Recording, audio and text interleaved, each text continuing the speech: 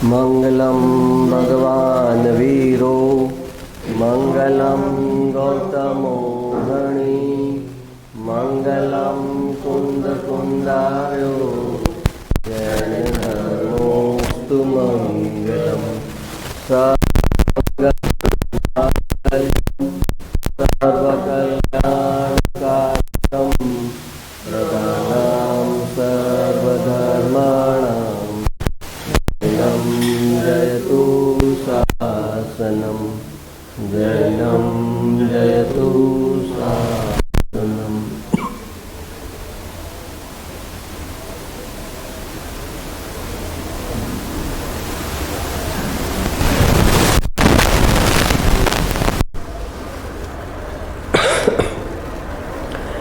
गई काले एम लीधेलू आपणे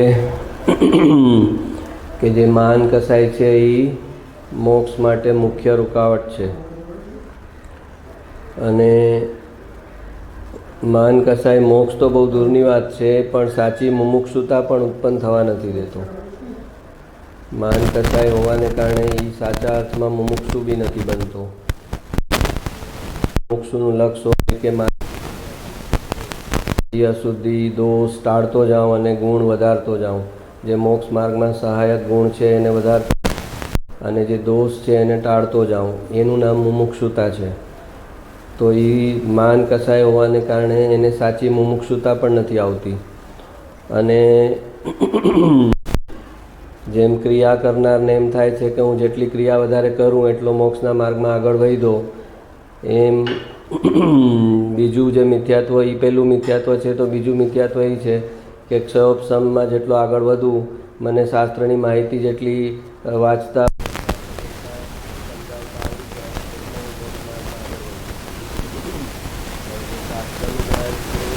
अने आत्मानुं ज्ञान छे ई बे एक नथी। शास्त्र ज्ञान छे ई आत्मज्ञान नथी। आत्मज्ञान जे छे आत्माना आश्रये उत्पन्न थयेलुं ज्ञान छे ई आत्मज्ञान छे अने शास्त्र ज्ञान छे ई शास्त्रना लक्ष्ये वाँची वाँचीने याद राखीने उत्पन्न थयेलुं ज्ञान छे। पण एने आत्मज्ञान थाय आत्मानो आश्रय थाय तो एने पोताना दोष देखावा लागे कि मारी पर्यायमां केटली बधी अशुद्धि छे अने मारुं द्रव्य शुद्ध छे। श्रद्धामां एम स्वीकारे कि द्रव्य शुद्ध छे तो पछी एने पर्यायना दोष जे होय खटकवा लागे कि मारुं द्रव्य जो शुद्ध छे तो पछी पर्यायमां आटली बधी अशुद्धि केम छे। अने पर्यायमां अशुद्धि ज्यां सुधी छे त्यां सुधी एमां शुद्ध द्रव्य देखावानुं पण नथी। शुद्ध द्रव्यनी जे झलक मळे छे ई पर्यायमां मळे छे। तो पर्याय जे छे ई मेन अरीसो छे जेमां आपणे ध्रुव द्रव्यनो प्रतिभास थवानो छे। तो ई पर्यायनो अरीसो ज गंदो होय धूळवाळो होय तो एमां ई ध्रुव द्रव्यनो प्रतिभास केवी रीते एने देखाशे। ध्रुव द्रव्यनो प्रतिभास तो ऑलरेडी थई रह्यो छे पाछो एवुं ए नथी करवानो छे। आत्मा स्व पर प्रकाशक होवाने कारणे स्वनो प्रतिभास तो हर समय थई रह्यो छे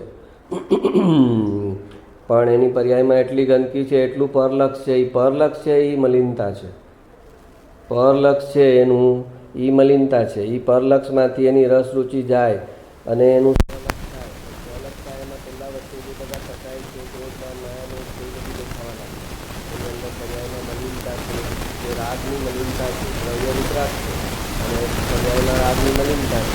तो ये देखावा लगे तो ई पर्याय शुद्ध थाय तो ज एमां शुद्ध द्रव्यनो अनुभव थई सके।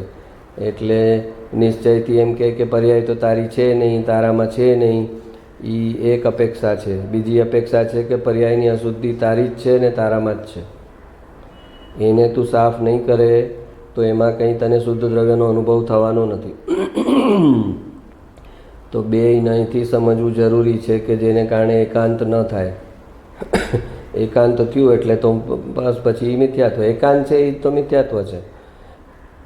भगवाने बे वात एक साथे कीधी छे तो एक वात स्वीकारी लेवी तो भाई एम समझे छे कि मैं भगवाननी ज वात स्वीकारी छे ने मैं वात तो भगवाननी स्वीकारी छे ने पण भगवाने बे वात स्वीकारवानी बे नहीं स्वीकारवानुं कीधुं छे। बे नहींनुं ज्ञान भगवाने ज आप्युं छे। कोई आ मुनि होय ने आचार्य होय पोताना घरनो बीजो व्यवहारनो नहीं बीजो पोतानो ओन पर थोड़ी नाख्यो ज। ई व्यवहार नहींनुं आखुं ज्ञान आव्युं क्यांथी तो कि भगवान थकी ज आव्युं छे। आचार्य मुनिओ थकी समकीती ने एम पासोन थईने आपणा शास्त्रमां आव्युं। तो ई ज्ञान ने अवेलना करे અને એકલું ધ્રુવ દ્રવ્ય છું તો મને અનુભવ થઈ જશે, તો એ એવી રીતે અનુભવ નહીં થાય. એક આંખ તારા દ્રવ્ય પર હોય તો એક આંખ પર્યાય પર હોય, બે દ્રષ્ટિ દ્રવ્ય પર હોય અને જ્ઞાન પર્યાયનું હોય. એમ જ્યાં સુધી એનો મેળ ન થાય ત્યાં સુધી એ ક્ષયોપશમની હૂંફમાં રાચી રહ્યો છે કે હવે મને પહેલાં તો જરાય નહોતું સમજાતું, હવે તો ઘણું ઘણું સમજાય છે. પહેલાં તો હું કાંઈ બોલી ન શકતો, હવે તો હું ઘણું બોલી શકું છું, સમજાવી શકું છું, પણ શું થશે નથી. જેમ આપણે કીધું, રસગુલ્લાની રેસીપી ભેગી ઘણી કરી લીધી, નાખી ગોખી નાખી બધી રેસીપી, 4-5 જુદા જુદા ઓલા ક્લાસની રેસીપી હતી રસગુલ્લાની, બધી બહાટ કરી નાખી મોઢે. તો એનાથી શું થશે? એનાથી ખાલી એના અહંકારને પોષણ મળશે કે સામેવાળાને પ્રભાવિત કરશે કે હા મને રસગુલ્લા કેમ બનાવવાના બધી ખબર છે. પણ રસગુલ્લા બનાવવાના ક્યાં મહત્ત્વના છે? ખાવાના મહત્ત્વ છે, એનો સ્વાદ લેવાનો છે એનું મહત્ત્વ છે. તો એ સ્વાદ તો એને ક્ષયોપશમથી સ્વાદ નહીં આવે, આત્મપરિણતિથી સ્વાદ આવશે આત્માનો. અને આત્માનો એનો ક્ષયોપશમ કરશે એમાં તો સ્વાદ નહીં આવે. ક્ષયોપશમ તો આકુરતાવાળો છે, ઇન્દ્રિય જ્ઞાન છે, અને ઇન્દ્રિય જ્ઞાનનું એકત્વ કરશે તો એ નિગોદનું કારણ છે. ક્ષયોપશમમાં એકત્વ એ નિગોદનું કારણ છે. જે દ્રવ્યલિંગી મુનિને હોય છે કે મારે 11 અંગનું જ્ઞાન છે અને એમાં એકત્વ છે, અને એ નિગોદનું કારણ બને. કેમ કે ક્ષયોપશમ શેનાથી થયો છે? તો કે ઇન્દ્રિય અને મનથી. એમાં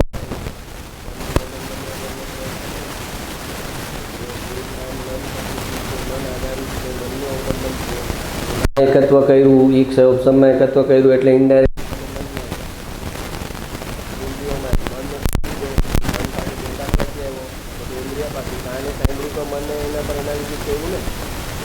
કાન સાંભળી ન શકે તો મન એનાલિસિસ શું કરશે?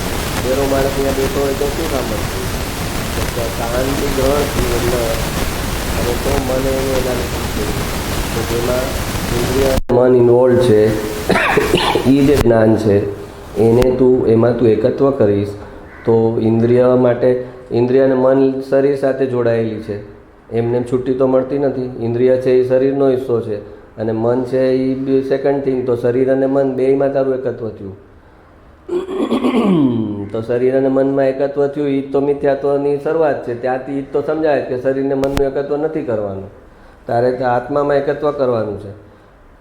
તો આત્માનું જ્ઞાન છે એ અતિન્દ્રિય જ્ઞાન છે, અને જે આ જ્ઞાન છે એ તો ઇન્દ્રિય જ્ઞાન છે. તો કે તો કરવાનું શું? અત્યારે તો હું ક્ષયોપશમથી જ લઉં છું ને. તો કે ક્ષયોપશમથી લઉં છું એ એક વાત થઈ, અને એ જ્ઞાન મારું છે અને એમાં તારું મમત્વ થાય, એમાં એકત્વ થાય એ બીજી વસ્તુ છે. તું પુણ્ય કરે, શુભ ક્રિયા કરે એ એક વસ્તુ છે, અને આ શુભ ક્રિયા મારો સ્વભાવ છે એમ સ્વીકારે એ બીજી વસ્તુ.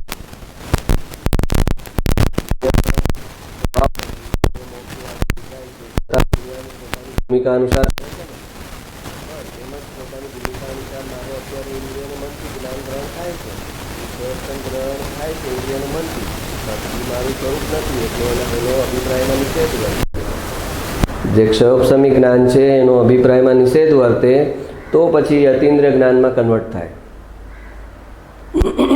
ક્ષયોપશમી જ્ઞાનને જો પોતાનું ગણી લે કે આ જ્ઞાન મારું કેટલું સરસ, કેટલો ઉઘાડ થયો, પણ એને જન્મોજન્મ એને જ્ઞાનનો સાચો ઉઘાડ બી નથી જોયો કે એનો ઉઘાડ થયો હોય. ઓલા ઝૂંપડામાં રહેતો ઓલો વન રૂમ કિચનમાં આવે તો એ ખુશ થઈ જાય ને કે ત્યાં તો ટોયલેટ બહાર હતા, અહીંયા તો મારા ઘરમાં છે, તો મને રેની સિઝનમાં એ તકલીફ નથી થતી. તો એને તો એની સુખની મર્યાદા ત્યાં થઈ ગઈ કે ટોયલેટ ઘરમાં છે એ એનું સુખ છે કે મારે બહાર નથી જવું પડતું. તો એમ જેને જન્મો જન્મ ક્ષયોપશમથી નથી થયો, શાસ્ત્ર પણ વાંચીને સમજાતું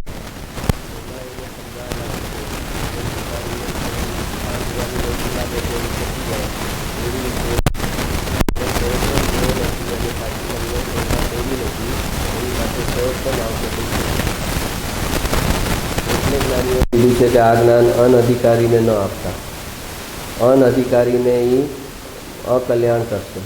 જે જ્ઞાન મહાનિર્જરાનો હેતુ છે એ જ જ્ઞાન અનઅધિકારીમાં જશે, અનઅધિકારીના હાથમાં જશે તો એના પતનનું કારણ થશે. જે કૃપાળદેવનું વાક્ય છે. કે જે જ્ઞાન મહાનિર્જરાનો હેતુ છે. આ સાચા અર્થમાં સમજીને એપ્લાય કરે તો એને તો 5000 ભવની જે કર્મો છે એની નિર્જરા થઈને સીધા 5 ભવ પર આવી જાય. એટલું કલ્યાણકારી આ જ્ઞાન છે કે સાચા અર્થમાં સમજશે, એપ્લાય કરશે તો એની કેટલી બધી ભવસ્થિતિ ઘટતી જશે. અને જો એ નહીં થાય એનું ઉલટું પરિણમશે તો એની એટલી જ ભવસ્થિતિ વધી જશે. એ શાસ્ત્ર વાંચતો જાય ને એની ભવસ્થિતિ વધતી જાય. શાસ્ત્રોનો હેતુ શું છે? ભવસ્થિતિ ઘટાડવાનો. એ શાસ્ત્ર વાંચતો જાય ને ભવસ્થિતિ વધતી જાય. બોલો. અને કેમ કે એના અભિપ્રાયમાં એમ હોય પાછું કે આ તો શાસ્ત્રથી જ્ઞાન મળે છે એ કે પ્રત્યક્ષ ગુરુ પાસે જ્ઞાન મળે એ, એમાં ફરક શું છે? તો એણે અનંત જ્ઞાનીઓનો જે અભિપ્રાય છે કે પ્રત્યક્ષ સદગુરુ પાસેથી જ્ઞાન પરિણમન થાય, જ્ઞાન મળે. પ્રત્યક્ષ સદગુરુ છે એ જ દેશના લબ્ધિમાં ગણાય. દેશના લબ્ધિમાં શાસ્ત્ર નથી ગણાતું. સમ્યક દર્શન પહેલાં જે લબ્ધિ પ્રગટે એમાં એ પ્રગટવી જોઈએ એમાં એક છે દેશના લબ્ધિ, કે એને કોઈક પ્રત્યક્ષ સદગુરુ પાસેથી, તીર્થંકર પાસેથી ઉપદેશ મળેલો હોવો જોઈએ. જ્યાં સુધી એને પ્રત્યક્ષ પાસેથી ઉપદેશ મળ્યો નથી ને પરિણમ્યો નથી ત્યાં સુધી એને સમ્યક દર્શન ન થઈ શકે. તો દેશના લબ્ધિ કીધી કે દેશના લબ્ધિ વગર સમ્યક દર્શન ન થાય. તો દેશના લબ્ધિનો અર્થ માં એમ ન કીધું કે શાસ્ત્રથી વાંચીને તે જે સમજ્યું એ દેશના લબ્ધિ.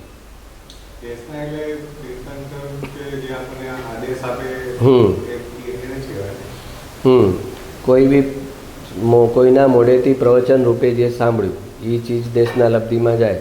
પણ પોતાની મેળે ના બધા આવી જાય. કોઈની બી પાસેથી સાચી વિતરાગવાણી સાંભળવા મળી હોય એ પછી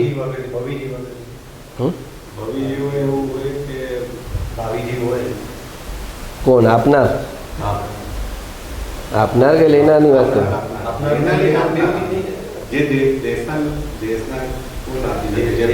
તો એ વિતરાગવાણી કોણ આપી શકશે? અભવી જેવી વિતરાગવાણી આપી શકશે? તો હા, શું કહેતો હતો? તો એ પ્રત્યક્ષ પાસેથી મેળવેલું હોય, પછી ભલે પૂર્વભાવમાં મેળવેલું હોય, પણ એક વાર પૂરેપૂરું સમર્પણ થઈને જ્ઞાન લીધું હોય પછી એને નવા જન્મમાં નિમિત્તની જરૂર ન પડે. ગુરુદેવને ખાલી સમયસર વાંચીને સમ્યક દર્શન થઈ ગયું. કૃપાળુદેવને બી કોઈ આ જન્મમાં તો કોઈ ગુરુ હતા નહીં, પ્રત્યક્ષ ગુરુ તો નહોતા. બધો અભ્યાસ કરીને પોતાની મેળે જ પોતાની પરિણતિને સમ્યક દર્શન કર્યું. પણ એનો મતલબ એમ નથી. જ્યારે પણ એને એ મળ્યું છે, એના સંસ્કાર જે ગયા છે અંદર, સમજણને આવરણ થઈ ગયું હતું, પણ સમજણ લીધેલી જે પહેલાં એ પ્રત્યક્ષ પાસેથી લીધેલી અને એનું પરિણામ મન થયું હતું. પણ એવા ઉદય આવ્યા કે એને આવરણ થયું. એ સમજણને આવરણ થયું તો એ આવરણ પછી હટી જાય. તો સાતમી નરકનો જીવ હોય એને પણ ક્યાંય એને પણ જે પૂર્વની આ રીતનું સાંભળેલું હોય એ નિમિત્ત બને છે. અંદર જાય છે, પૂર્વમાં સાંભળેલું હોય, સત્સંગમાં ગયેલો હોય અને એને યાદ આવે ભેદ જ્ઞાન કે રાગ તું નથી, શરીર તું નથી, એ કરતો અંદર જાય અને એને સમ્યક દર્શન થઈ જાય છે. કેમ કે પૂર્વની જે દેશના છે એ એને નિમિત્ત બને છે. પણ પહેલાં જે શ્રદ્ધા પહેલી ફર્સ્ટ ટાઈમ જેની ચોખ્ખી થાય, અનાદિકાળનું જે મિથ્યાત્વ છે એ મિથ્યાત્વનું જે પાયા હલે છે એ પ્રત્યક્ષથી હલે છે. અને પછી એને શાસ્ત્ર કેમ વાંચવાના એની સૂઝ સમજણ એને પ્રત્યક્ષમાંથી આવે છે. કે શાસ્ત્રમાં કઈ વાત કઈ અપેક્ષાએ છે, ક્યાં શું લગાવવાનું છે, ક્યાં શું લેવાનું છે, અહીંયા એનો શું અર્થ છે, એ જે આખું શાસ્ત્રમાં શબ્દો છે. અને કૃપાળુએ કીધું ને, શાસ્ત્રમાં શબ્દો છે અને જ્ઞાનીના હૃદયમાં એનો મર્મ છે કે આનો મર્મ શું છે, આનું રહસ્ય શું છે. તો એને શબ્દોનો સાર કઈ અપેક્ષાએ આખું જીન દર્શન છે એ સ્યાદવાદ વાણી છે. સ્યાદવાદ વાણી છે એટલે કે અપેક્ષાએ કરેલું કથન. અપેક્ષાએ તો હવે વાંચે પુણ્ય હે છે તો જો પુણ્ય હે છે તો જેને પુણ્ય કરવામાં આળસું હોય એને થાય કે જો પુણ્ય હે છે.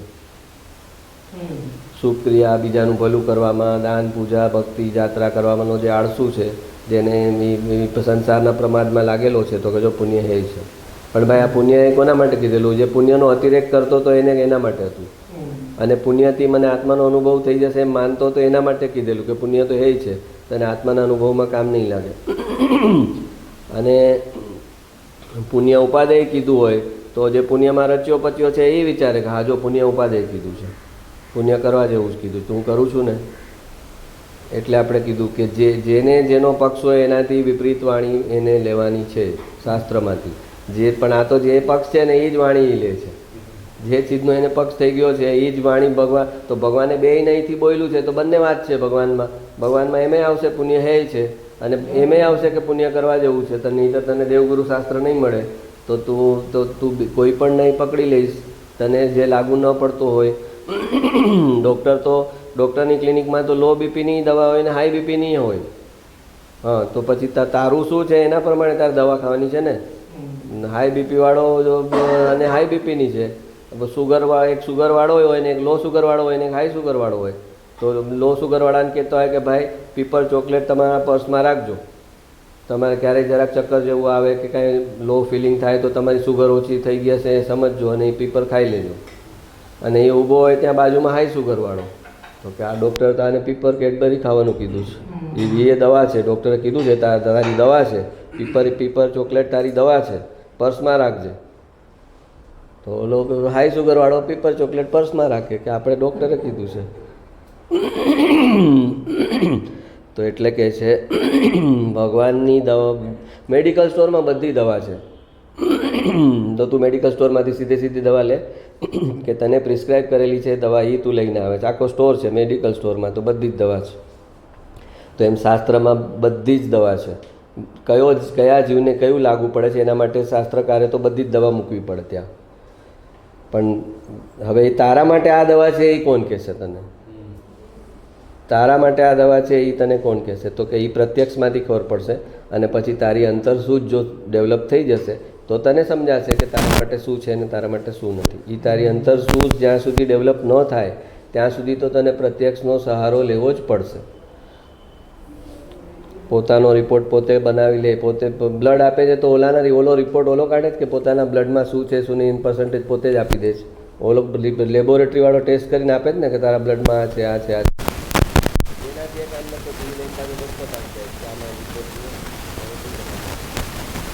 બહાર બધામાં વિટામિન જે છે એમાં એને કંઈ શરમ નથી લાગતી, એમાં એના અહંકાર હટ નથી થતો. પણ આ માર્ગમાં આવે તો ત્યાં જ એને પ્રોબ્લેમ થઈ જાય. મારે શું કામ કોઈ પર ડિપેન્ડ થયું? શાસ્ત્રમાં કીધું કે બધા ભગવાન છે તો એ ભગવાન છું ને. તો ભગવાન શું કામ કોઈ બીજા ભગવાન નથી છે? કઈ વાત કઈ અપેક્ષા કે ક્યાં તને લાગુ પડશે ક્યાં નહીં લાગુ પડે એ બધી સમજણ વગર તું જો એપ્લાય કરીશ તો એનું પરિણામ બહુ ગંભીર આવશે.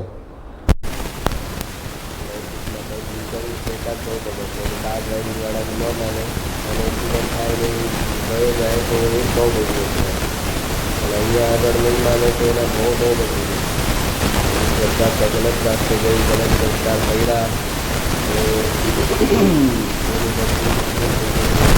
પાછા ભૂસવા પડશે. એ ભૂસવામાં કેટલો સમય જશે પાછો? તો એટલે આપણે કીધું બીજું કાલે શું લીધું હતું કે મહાન કસાઈવાળાને કોઈ ટોકે ન ગમે. ને આપણે કીધું કે ટોકે છે તને એ તારું પુણ્ય છે. તને કોઈ ટોકનાર છે એ તારું પુણ્ય છે.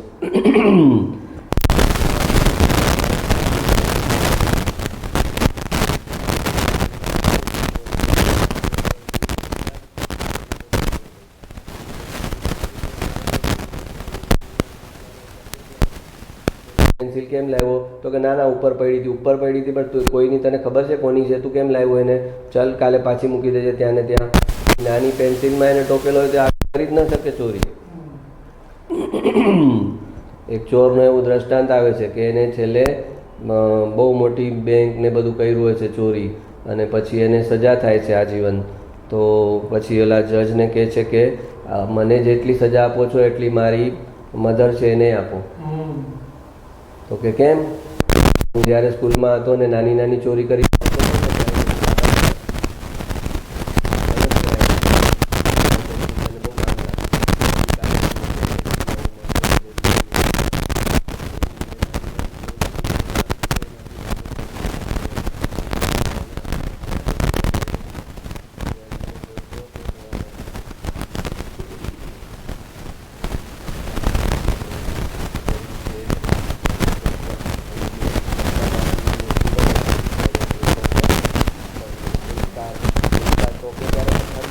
તને અને પથ્થર ફેંકી મને ટોકો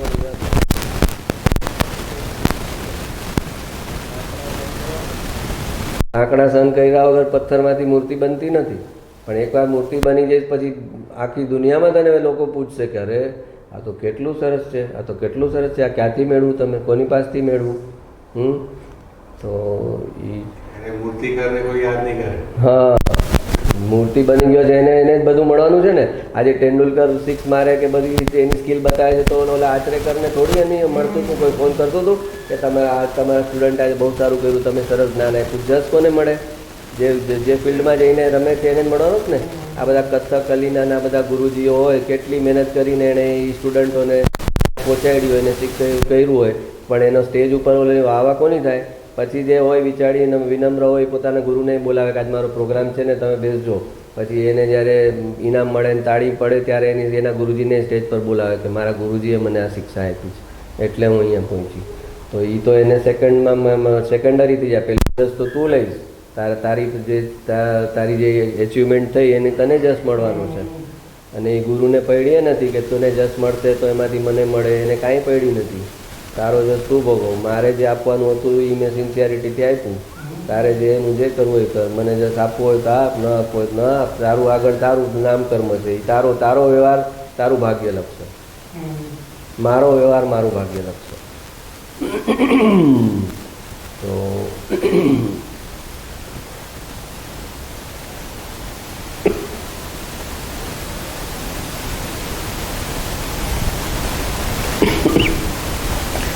કૃપાળુદેવનું વાક્ય છે, તપ વગેરે કરવા તે કાંઈ મહાભારત વાત નથી. એટલે કે મોટી વાત નથી, મહાભારત વાત નથી. એટલે માટે તપ કરનારે અહંકાર કરવો નહીં. તપ એ નાનામાં નાનો ભાગ છે. ભૂખે મરવું ને ઉપવાસ કરવા તેનું નામ તપ નથી. માહીથી શુદ્ધ અંતકરણ થાય ત્યારે તપ કહેવાય. બોલો, તપની વ્યાખ્યા શું આપી? કે તારી અંતકરણ શુદ્ધ થાય. તારી અંતકરણમાં જે મલિનતા છે, જે કસાઈની મલિનતા છે, ક્રોધ માન માયા લોભ, એ જે મલિનતા છે એ તારો જ્યાં ઓછું થાય તો એ તપ કહેવાય. અંતકરણ શુદ્ધ થતું જાય તો એ તપ કહેવાય. અને તો મોક્ષ ગતિ થાય. પણ અંતકરણ શુદ્ધ કર્યા વગર શરીરની તપસ્યા કાંઈ ફળ નહીં આપે.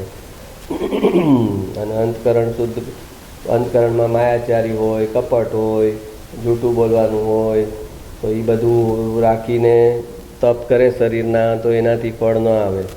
પણ જેને પોતાના ચાલતા પરિણામના દોષ નથી પકડાતા, જેને ચાલતા પરિણામના દોષ દેખાતા નથી, જોવા નથી, એનો પુરુષાર્થ 2 પ્રકાર બીજી જગાએ જશે. એક તો શાસ્ત્રનો ક્ષયોપશમ ભેગો કરવામાં અને બીજું પોતાની ચારિત્ર સુધારવામાં. કેમ કે એ તરત થઈ શકે એમ છે. ઓલું અંદરનું પોતાનો એક ચાલતા પરિણામમાં દોષ પકડવો અને એને એગ્રી કરવો કે આ દોષ છે, આ મારો અભિપ્રાય ખોટો છે, આ મેં વિચાર્યું એ ખોટું છે, આ મારો ભાવ ખોટો છે, આ મને બંધન કરશે આગળ ઉપર, એ એગ્રી કરવું અંદર અઘરું છે. પહેલાં તો પકડાતું નથી અને પકડાય તો એનો સ્વીકાર કરવો અઘરો છે.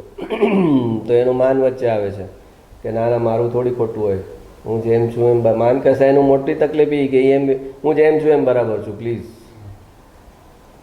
હું જેમ છું એમ બરાબર છું, મારામાં કંઈ પ્રોબ્લેમ નથી. તો કે જેમ છું એમ બરાબર છું તો એ સંસારમાં ભટકવાના લક્ષણ છે. સંસારમાં 4 ગતિમાં રખડવાના લક્ષણ છે. જેમ છું એમ બરાબર છું. મુનિને એમ લાગે છે કે હું જેમ છું એમ બરાબર નથી. મુનિ હું જેમ છું એમ બરાબર નથી, હજી મારી પરિણતિમાં કસાઈ છે. 6ઠા ગુણસ્થાનના મુનિ એમ સ્વીકારે છે કે મારી પરિણામમાં સંજોલન કસાય છે મારા પરિણતિમાં. એટલે હું જેમ છું એમ બરાબર નથી. હું જેમ છું એમ સિદ્ધ શિલા પર ન જઈ શકું. આ સંજોલન કસાય જે છે એ મારે છોડવો પડે તો જ મને કેવળ જ્ઞાન થાય. એટલે હું જેમ છું એમ બરાબર નથી. અને આને મિથ્યાત્વ દશામાં એમ લાગે કે હું જેમ છું એમ બરાબર છું તો ડેન્જરસ છે. બહુ એમ સમજવાનું કે નિકટભવી નથી. નિકટભવી નથી, દૂરભવી હશે તો હશે, નિકટભવી નથી. નિકટભવી હોય એ તો તત્પર હોય, પોતાનો દોષ પોતે જોતો જ હોય અને એમાં કોઈ બતાવે તો એને તરત આ તો વાત સાચી છે. એને દોષ બતાવનાર પ્રત્યે દ્વેષ ન હોય, એને દોષ બતાવનાર મિત્ર લાગે કે મને મીઠું મીઠું બોલી અને આ મિત્રતા ખોટી નથી કરતો કે આગળ ઉપર હું ખાડામાં જઈશ, એવું મીઠું બોલીને મારી જૂઠી પ્રશંસા નથી કરતો, પણ જે ખોટું છે, જ્યાં ખોટું છે એ સીધે સીધું મોઢા પર કહે છે, ત્યારે એને મિત્ર લાગે છે. તો કોઈનો દોષ કરવો, કોઈનો દોષ કહેવો એ દ્વેષ નથી. કોઈનો આપણે સમય રાગ દ્વેષ નથી કરવાના ને, તો કોઈના દોષ નહીં જોવાના ને. અરે ભાઈ, અનંત ગુરુઓ થઈ ગયા, એણે શિષ્યોના દોષ બતાવ્યા અને અઢળક પુણ્ય કમાણું. નો અર્થ છે કે સામેવાળાને હાનિ પહોંચાડવાનો ભાવ, એનું અહિત કરવાનો ભાવ હોય માં જાય. ઓલી મમ્મી છોકરો કાંઈ આમ નાના ગંદી ચીજ લઈને મોઢામાં મૂકતો હોય તો ફટાક દઈને લાફો મારે, તો એને ક્રોધથી મારેલો જે લાફો હોય અને કર્મ બને, એમ કર્મ બને એને એમાં. તો કે કેમ ન બને? તો કે ક્રોધના પરમાણુ સમજી જાય. તો કે ક્રોધના પરમાણુ આશય જે સમજી લે, એ ક્રિયાને જોતા નથી. ક્રોધના પરમાણુ એટલા મૂર્ખ નથી. જેમ કેવડી ક્રિયાને નથી જોતા, આશયને જુએ છે, એમ જ ક્રોધના પરમાણુ છે એ ક્રિયાને નથી જોતા, આશયને જુએ છે. અને એટલે ઘણીવાર ઓલી સમજો મમ્મી હોય, હવે તું મર તો સારો, હવે તો હું તારાથી એવી થાકી છું, એવી ભાષા બોલે. હા, કે તું મર તો સારો. તો મર તો સારો તો કેટલું પાપ બની જાય. તો એને પાપ બને? તો ના, એને જે એને સુધારવો છે એને સુધરતો નથી. એનો ઉકળાટ એને થાય છે કે આગળ ઉપર એને કેટલી તકલીફ થશે, આ ખોટા સંસ્કાર, આગળ ઉપર એને દુઃખ ભોગવવું પડશે.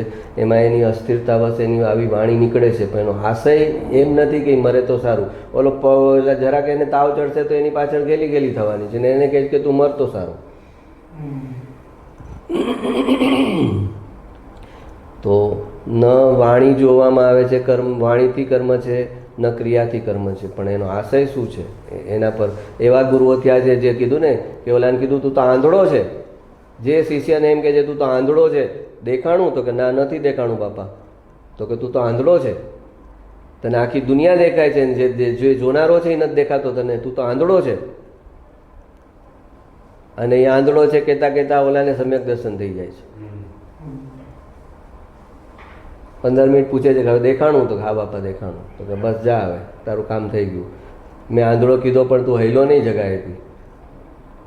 એને આંધળો કીધો તો કે બાપા હું આંધળો તો છું, પણ તમે અત્યારે કઈ અપેક્ષાએ મને આંધળો કહો છો એ મને બરાબર સમજાવો. તો કે જે જોનારો છે એ તને નથી દેખાતો, જગત આખું તને દેખાય છે એટલે તું આંધળો છે. બરાબર જો અંદર 15 મિનિટમાં ઓલાને સમ્યક દર્શન કરાવી દે. તો જે ટાંકણા સહન કરે એ મૂર્તિ બને, અને ટાંકણા સહન કરવામાં કાયર થાય એ જાય સડસડાટ નીચે. અને જે નિયમ એવો છે, જે ઉચિત વ્યક્તિ આગળથી ટોકવાનું સહન નથી કરતો એને અયોગ્ય અને અનુચિત વ્યક્તિ ટોકવા માટે કુદરત મોકલશે. દીકરી છે એ પિયરમાં પેરેન્ટ્સનું નથી સાંભળતી તો એને સાસરે સાસુ સસરાનું ટોકવાનું આમ રોઈને આવશે. ટોકશે ને, પિયરમાં નથી ટોકાણી ને, ઘડાણી નથી ને, સંસ્કાર સાચા નથી લીધા ને, તો એને ટોકનાર સસરો આવશે. તો સસરો આવશે એ બહુ ખરાબ લાગશે તને એનું ટોકવાનું. એના કરતાં ઘરમાં ટોકે છે એ એનાથી સુધરી જા. પેરેન્ટ્સ ટોકે છે એનાથી સુધરી જા. ઓફિસનો બોસ ટોકશે તને બધાની વચ્ચે, એ બહુ ખરાબ લાગશે તને. તો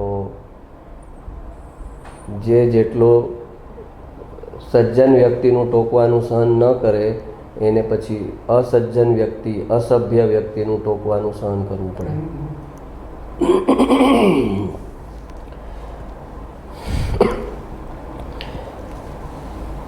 માહીથી શુદ્ધ અંતકરણ થાય ત્યારે તપ કહેવાય. અંતકરણ શુદ્ધ કેટલું થયું તારું એટલું તે તપ કર્યું. એક અભિપ્રાય ઊંધા હું સીધો કરતો જાઉં, ઊંધા અભિપ્રાય મને ન જોઈએ, ઊંધા અભિપ્રાય મને દુઃખ આપશે, એમ એને અંદર નિર્ણય થાય તો પછી ઘટાડતો જાય પોતાના, અને પોતાના અભિપ્રાય બતાવતો જાય કે આ મારા અભિપ્રાય સવડા છે કે ઊંધા કહેવાય. એ ખબર ન પડે એને, કોઈ ન કહે ત્યાં સુધી કે આ તો ઊંધો અભિપ્રાય જ તારો. અને સવડો કરી લે તો એ આગળ પોતાનાથી આગળ જે હોય એને પૂછવું પડે કે આ મારો અભિપ્રાય સાચો છે કે ખોટો છે. પણ એ બધામાં એ કીધું ને કે એક માન કસાય બાકી બધા જ દોષોને શરણ આપે. દોષોને શરણ આપે એક માન કસાય.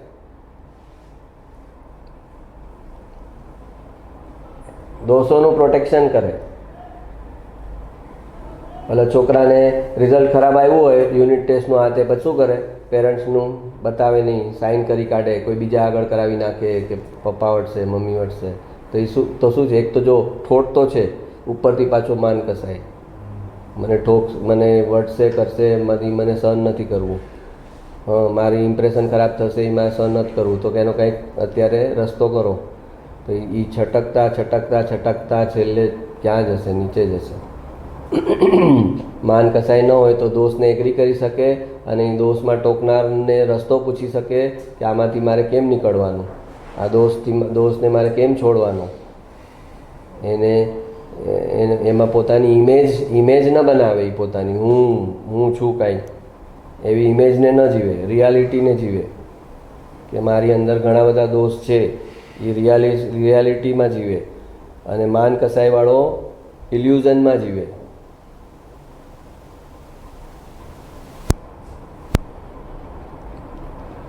શાસ્ત્રના ગૂઢ રહસ્યો, અઘરા સિદ્ધાંતો અને એના અર્થો સમજવા માટેની ઉત્સુકતા અને તાલાવેલી એ મુમુક્ષુતા નથી. તાલાવેલીનો અર્થ પૂછ્યો હતો ને? કોણે પૂછ્યો હતો તાલાવેલીનો અર્થ? શું કીધો હતો?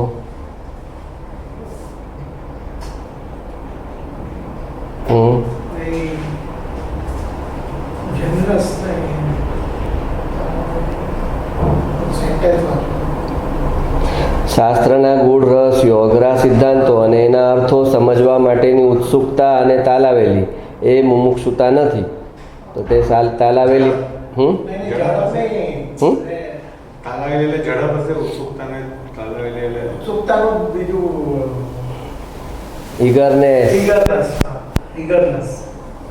તાલાવેલી એટલે અગર એટલી જ ઉત્સુકતા અને તાલાવેલી પોતાના દોષ જોઈ એને ટાળવા માટેનું માર્ગદર્શન લેવા બાબત ન હોય. કેમ કે દોષ ટાળવાની તત્પરતા એ એકડો છે ને શાસ્ત્ર જ્ઞાન મેળવવાની ઉત્સુકતા એ મીંડા સમાન છે. શાસ્ત્ર જાણી લો, ઓલું સમજાવો ને, 5 સમવાય સમજાવો ને, ષટકારક સમજાવો ને, પરમ શુદ્ધ નિશ્ચયને સમજાવો ને, સાક્ષાત શુદ્ધ નિશ્ચયને ને પરમ શુદ્ધ નિશ્ચયની વચ્ચે શું ડિફરન્સ છે એ સમજાવો ને. આ બધી શાસ્ત્રને જાણી લઉં, કેપ્ચર કરી લઉં, શાસ્ત્રનું જ્ઞાન જલ્દી ખેંચી લઉં આની પાસેથી ક્ષયોપશમ.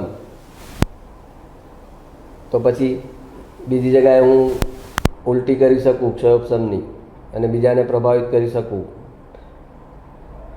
તો એ ઉત્સુકતા હોય પણ એનાથી 10 ગણી ઉત્સુકતા પોતાની જાતના દોષ ટાળવા બાબત હોવી જોઈએ. તો ઓલી ઉત્સુકતા કામની કે મને શાસ્ત્રનું જ્ઞાન બી સમજવું છે કે ભાઈ પરમ શુદ્ધ નિશ્ચયને શું છે, સાક્ષાત શુદ્ધ નિશ્ચયને શું છે, અશુદ્ધ નિશ્ચયને શું છે, એક દેશ શુદ્ધ નિશ્ચયને શું છે.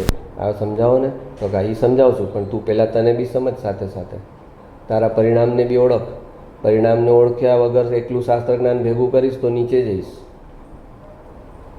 આજ કૃપાળુદેવ જેવા એમ કે આ આત્મસિદ્ધિ બનાવી તો 4 જ પ્રત બનાવી હતી, 4 જ કોપી બનાવી હતી અને 4 જ જણાને આપી હતી. અને એ 4 જણાને ઇન્સ્ટ્રક્શન આપ્યા હતા કે તમારે આ ફર્ધર કોઈને નથી આપવાની. ત્યારે આ ગૂગલ મીટ ને ફલાણું મીટ ને યુટ્યુબ પર એ લગાવો, પાત્ર છે અપાત્ર છે સબ, એ ત્યારે નહોતું એવું. તો એમને ખબર હતી કે મારો ઈરાદો હિત કરવાનો છે, પણ જો આ વ્યક્તિ અપાત્ર હશે તો આ જ્ઞાન કેટલું ડેન્જરસ છે. ક્રમબદ્ધ પર્યાય સમજાવો ને એનો ઊંધો યુઝ કરવા લાગે. ક્રમબદ્ધ છે ને, કોઈના ઘર બહાર વેચાઈ જાય એના થકી અને એ કહેશે એ તો તારું ક્રમબદ્ધ હતું. હું તો એક દ્રવ્ય બીજા દ્રવ્યનું કાંઈ કરી ન શકે ને, હું તો તારું કેવી રીતે કરી શકું? તારા કર્મો તે ભોગવ્યા. એમ બીજાને દુઃખ આપીને એમ કહે કે તારા કર્મો તે ભોગવ્યા. તો એ બધો શાસ્ત્ર જ્ઞાનનો મિસયુઝ થયો ને. શાસ્ત્ર જ્ઞાન ટોટલ જેટલું છે એનું હેતુ છે કે વિતરાગતા ઉત્પન્ન કરવી. ટોટલ શાસ્ત્ર જ્ઞાનનો હેતુ છે કે વિતરાગતા ઉત્પન્ન કરવી, અકર્તાપણું ઉત્પન્ન કરવું, બીજાને કોઈ પણ પ્રકારની હાનિ ન થાય એવી રીતે જીવવું, એ શાસ્ત્ર જ્ઞાનનો હેતુ છે. એની બદલીમાં ઉલટું કરી નાખે કે બધું ક્રમબદ્ધ છે ને તો મારે શેના માટે, તો મુનિને ખબર છે બધું ક્રમબદ્ધ છે અને પછી એક એક ડગલું ફૂંકી ફૂંકીને ચાલે છે, નીચે જોઈને ચાલે છે કે કોઈ જીવ ન મરે. રાતે ઊંઘમાં પડખું નથી ભરતા કે કંઈક પડખું ભરીશ ને કોઈ જીવ મરી જશે, તો એક જ પડખે પડ્યા રહે. અંધારું હોય તો ઉપયોગ તો મૂકી ન શકે, અંધારામાં શું હશે શું નહીં, તો એક પોઝિશન લઈ લે, એ પોઝિશનથી હલે નહીં, આમથી આમ ન થાય. આપણે આખી રાતમાં કેટલી વાર આમથી આમ થઈએ, અને કેટલા મચ્છર મરી ગયા હોય આપણી પાથરેલી હોય તો એમાં ચાદર પર કેટલા ડાઘા થઈ જાય ને, ક્યાંથી આવે ડાઘા, એ તમે આમથી આમ થયા છો એમાં એ મચ્છર દબાઈ ગયો છે. તો એ મુનિને એ ન ચાલે. એ ઉપયોગ શૂન્ય હોવું એ પાપ ગણાય મુનિને.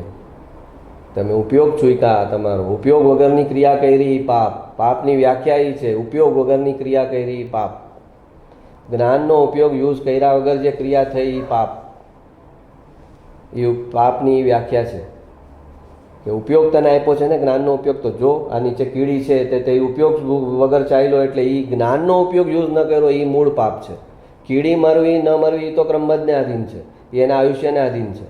પણ તે જ્ઞાનનો ઉપયોગ તારો ચૂક્યો ને એટલે તને જ્ઞાનને આવરણ પડવાનું છે અને તું જ્ઞાનથી વિરુદ્ધ દિશામાં ગયો છે.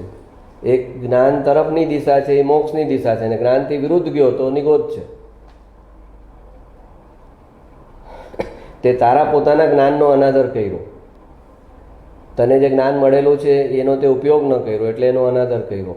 એટલે એ ક્રમે ક્રમે ક્રમે તને એ જીવને મારે છે એ નિગોધમાં નથી લઈ જવાનું, કે એનું એ ફળ નથી. તારા જ્ઞાનનો તું અનાદર કરે છે એનું ફળ નિગોધ છે. હિંસા કરી ને એ હિંસા એમાં ડાયરેક્ટ પાપ નથી, પણ તે તારા જ્ઞાન સ્વભાવની હિંસા કરી. ઓલી હિંસા થઈ એ વ્યવહાર હિંસા છે, ભાર. પણ તે તારા જ્ઞાનનો ઉપયોગ ન કર્યો એ તારી નિશ્ચય હિંસા છે. તો શાસ્ત્ર જ્ઞાન જે છે એ મીંડા સમાન છે ને પોતાની જાતની ઓળખાણ, પોતાના કસાયનું ભાન, પોતાની વૃત્તિ વિકારનું ભાન, મને ક્રોધ, મારામાં ક્રોધની મુખ્યતા છે કે માનની મુખ્યતા છે કે માયાની મુખ્યતા છે કે લોભની મુખ્યતા છે. એ દરેક જીવની જે પોતાના કસાયની મુખ્યતા હોય એ મુખ્યતાને જાણે. એમ એ વૃત્તિ પડી છે એમાંથી વિચાર આવશે. વિચારને ભાવ એમને નથી આવતા. એ વિચારને ભાવની પાછળ જે વૃત્તિ છે એ વૃત્તિ જ્યાં સુધી નિર્મૂળ ન થાય ત્યાં સુધી વિચાર અને ભાવ નિર્મૂળ ન થાય. આપણે જમી લીધું, પેટ ભરાઈ ગયું, પછી ત્યારે તમને 2 કલાક ખાવાના વિચાર ન આવ્યા. કેમ? પણ ઓલી ખાવાનાની વૃત્તિ તો પડી છે ને અંદર, આહારની વૃત્તિ તો પડી છે ને, તો પાછો વિચાર આવવાનો જ છે. વૃત્તિ પડી છે ત્યાં સુધી વિચાર આવશે. તો વિચાર સાથે નથી લડવાનું, પણ એ જે વૃત્તિ છે અંદર, એ વૃત્તિમાં જે અભિપ્રાય પડેલો છે કે આમાં સુખ છે, એ જે અભિપ્રાય જ્યાં સુધી ન ટાળે કે આમાં સુખ નથી, સુખ આત્મામાં છે, એમ દરેક સુખ જ્યાં જ્યાં બહાર લાગ્યું એને એ ડેલીટ કરતો જાય પોતાની માન્યતામાંથી કે આમાંથી સુખ આવ્યું એવી મને ભ્રમણા થઈ, પણ આ સુખ આમાં નથી, સુખ મારા આત્મામાં છે. આ ટીવીમાંથી સુખ આવ્યું એવી મને ભ્રમણા થઈ, પણ એમાં સુખ નથી, સુખ મારા આત્મામાં છે.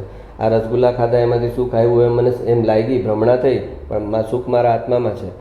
એમ દરેક જગ્યાએથી સુખને બહાર ડેલીટ કરતો જાય ત્યારે એનું મિથ્યાત્વ ટળતું જાય.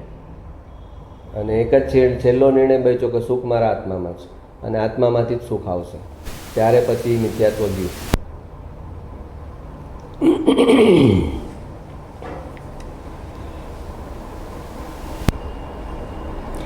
હવે આપણે આ જે ઓલા દ્રવ્ય પર્યાય ગુણ પર્યાય હતું ને એ આપણે અહીંયા લઈ લઈએ. પ્રવચન સારમાં શ્રી કુંદકુંદ આચાર્યએ પર્યાયના 2 ભેદ બતાવ્યા છે, દ્રવ્ય પર્યાય અને ગુણ પર્યાય. પર્યાયના 2 ભેદ, એક દ્રવ્ય પર્યાય અને એક ગુણ પર્યાય. એટલે ગુણ થકી જે પર્યાય થાય છે એ ગુણ પર્યાય, અને 2 દ્રવ્ય, 2 કે 2 થી વધારે દ્રવ્ય ભેગા થઈ અને જે પર્યાય બને એ દ્રવ્ય પર્યાય. અને એ દ્રવ્ય પર્યાયના 2 ભેદ છે, સમાન જાતિ દ્રવ્ય પર્યાય અને અસમાન જાતિ દ્રવ્ય પર્યાય. તો સમાન જાતિ એટલે સિમિલર દ્રવ્ય ભેગા થાય અને જે વસ્તુ બની, જે દ્રવ્ય બન્યું એ સમાન જાતિ દ્રવ્ય પર્યાય. તો એક જળ છે, એક જળ પૂતગલ છે અને એક ચેતન છે, ચેતન દ્રવ્ય છે. તો અહીંયા આગળ સમાન કીધું એટલે બંને જળ. આ કેમેરા છે, આ ખુરશી છે, આ સોફો છે, જેટલું જગત આખું જે બહાર જળ છે એ સમાન જાતિ દ્રવ્ય પર્યાય છે. એમાં એ પૂતગલથી બનેલું છે. કાચની બોટલ છે અને ઉપર પ્લાસ્ટિકનું ઢાંકણું છે, તો એ આખી બોટલ કયા શેમાં આવશે? સમાન જાતિ દ્રવ્ય પર્યાય. કે કાચ બી જળ છે, ઉપર પ્લાસ્ટિકનું ઢાંકણું છે એ જળ છે. કાર છે તેમાં લોખંડ બી યુઝ થયો છે, રેક્ઝિન બી યુઝ થયું છે, ટાયર બી યુઝ થયા છે, પ્લાસ્ટિક બી યુઝ થયું છે, એલ્યુમિનિયમ બી યુઝ થયું છે, કોપર બી યુઝ થયું છે. તો બધા જ દ્રવ્યો એમાં ભેગા છે. તો એ કઈ કહેવાય? તો કે એ સમાન જાતિ દ્રવ્ય પર્યાય. એટલે સમાન જાતિ દ્રવ્ય પર્યાય એટલે નોન લિવિંગ. નોન લિવિંગ જેટલા ઓબ્જેક્ટ્સ છે જે જુદા જુદા પૂતગલથી બનેલા છે તો એ કહેવાય સમાન જાતિ દ્રવ્ય પર્યાય. અને અસમાન જાતિ દ્રવ્ય પર્યાય એટલે 4 ગતિના જીવો. અસમાન જાતિ દ્રવ્ય પર્યાય એટલે 4 ગતિના જીવો. એટલે આ મારું શરીર છે એ જળ છે અને અંદર જે આત્મા છે એ ચેતન છે, અને એ બેના કોમ્બિનેશનથી આ પર્યાય બની. 4 ગતિના જીવોની જે પર્યાય બની કેવી રીતે બની? શરીર જે છે એનું જળ છે અને જે એનો અંદર આત્મા છે એ ચેતન છે. તો જળ ને ચેતનનું મિશ્રણ થયું અને જે પર્યાય ઉત્પન્ન થઈ એ જે છે એ અસમાન જાતિ દ્રવ્ય પર્યાય થઈ. સમજાણું? હા, સમાન એટલે સિમિલર. પૂતગલ પ્લસ પૂતગલ એ સમાન જાતિ, અને પૂતગલ પ્લસ જીવ એ અસમાન જાતિ. પછી ગુણ પર્યાયના 2 ભેદ છે, વિભાવ ગુણ પર્યાય અને સ્વભાવ ગુણ પર્યાય. તો હવે આપણા આત્મામાં જે ગુણ છે, સમજો શ્રદ્ધાનો ગુણ છે, તો એ વિભાવ ગુણ પર્યાય એટલે મિથ્યાત્વ રૂપે એનું પરિણમન થાય છે, એ વિભાવ ગુણ પર્યાય કહેવાય. શ્રદ્ધા ગુણનું મલિન પરિણમન એટલે મિથ્યાત્વ, અને એ જ શ્રદ્ધા ગુણનું શુદ્ધ પરિણમન થાય તો સમ્યક દર્શન. તો વિભાવ ગુણ પર્યાય એટલે રાગ, દ્વેષ, મોહ, મિથ્યાત્વ એ બધું વિભાવ ગુણ પર્યાય. અને સ્વભાવ ગુણ પર્યાય એટલે સમ્યક દર્શન છે, મુનિ દશા છે, કેવળ જ્ઞાન છે, જેટલી નિર્મળ પર્યાય છે એ નિર્મળ પર્યાય છે એ બધી સ્વભાવ ગુણ પર્યાય. કેવળ જ્ઞાન થયું તો જ્ઞાન, અલ્ટિમેટ જ્ઞાનનું જે પોટેન્શિયલ છે એ હાસિલ થઈ ગયું તો કેવળ જ્ઞાન છે એ સ્વભાવ ગુણ પર્યાય છે. વિતરાગતા છે, પૂર્ણ વિતરાગતા એ સ્વભાવ ગુણ પર્યાય છે. અને રાગ દ્વેષ છે એ વિભાવ ગુણ પર્યાય છે. અને સ્વભાવથી જો ઓપોઝિટ થઈ ગયો એ વિભાવ. તો મોહ, રાગ અને દ્વેષ એ બધું વિભાવ ગુણ પર્યાયમાં આવશે. અને જેટલી પણ પર્યાય થાય એ સ્વભાવમાં આવશે. હા, કેવળ જ્ઞાન થઈ ગયું કે કેવળ જ્ઞાન થયું ઈ. બાકી અત્યારે જે આમ ક્ષયોપસમિક જ્ઞાન છે એ વિભાવમાં આવશે. હા હા, અને એ પૂર્ણ નથી, એ ટળી જવાની છે, આગળ ઉપર ટળી જશે. કેવળ જ્ઞાનમાં સિદ્ધ ભગવાનને ક્ષયોપસમિક જ્ઞાન નહીં બચે એટલે એ વિભાવ ગુણ પર્યાય છે. સિદ્ધ ભગવાનને મતિશ્રુત જ્ઞાન નહીં બચે, સિદ્ધ ભગવાનને ખાલી કેવળ જ્ઞાન સ્વભાવ બચશે. એટલે અત્યારે જે એ સ્વભાવ હોત, જો મતિશ્રુત જ્ઞાન સ્વભાવ હોત તો સિદ્ધ ભગવાનને હોત. સ્વભાવનો ડિસિઝન થાય સિદ્ધ ભગવાનની સાથે કમ્પેર કરીને. જો શરીર લેવું એ આત્માનો સ્વભાવ હોત તો સિદ્ધ ભગવાનને શરીર હોત, તો કે સિદ્ધ ભગવાનને શરીર નથી. એટલે શરીર લેવું એ મારો સ્વભાવ નથી, જન્મ લેવો એ મારો સ્વભાવ નથી. જો જન્મ મરણ કરવા એ સ્વભાવ હોત આત્માનો જ તો પછી સિદ્ધ ભગવાનને આ રીતે અજન્મા થઈ ન જાત, મૃત્યુ એને ટાળી ન શકત અને એ કાયમ અનંત કાળ સુધી સિદ્ધ શિલા પર ન રહી શકત. તો કે એટલે જન્મ મરણ લેવા એ આત્માનો મૂળ સ્વભાવ નથી. રાગ દ્વેષ કરવા એ સ્વભાવ હોત તો સિદ્ધ ભગવાનને રાગ દ્વેષ થાત, તો કે રાગ દ્વેષ કરવા એ મૂળ સ્વભાવ નથી. એટલે સિદ્ધ ભગવાનને રાગ દ્વેષ સ્ટોપ થઈ ગયા. જે ચીજ સિદ્ધ ભગવાનને સ્ટોપ થઈ ગઈ એ સ્વભાવ નથી. અને જે ચીજ સિદ્ધ ભગવાન મનુષ્ય 4 ગતિના જીવોને છે એ બધા વિભાવ અને એ ટળી જાય છે. એટલે તો આ ગુણ પર્યાયના 2 ભેદ થયા, વિભાવ અને સ્વભાવ. તો શ્રી કુંદકુંદ આચાર્ય દેવે એમ કહ્યું કે ઉપરની 4 પ્રકારની પર્યાયોમાં જે લીન છે એને પર સમય જાણવો.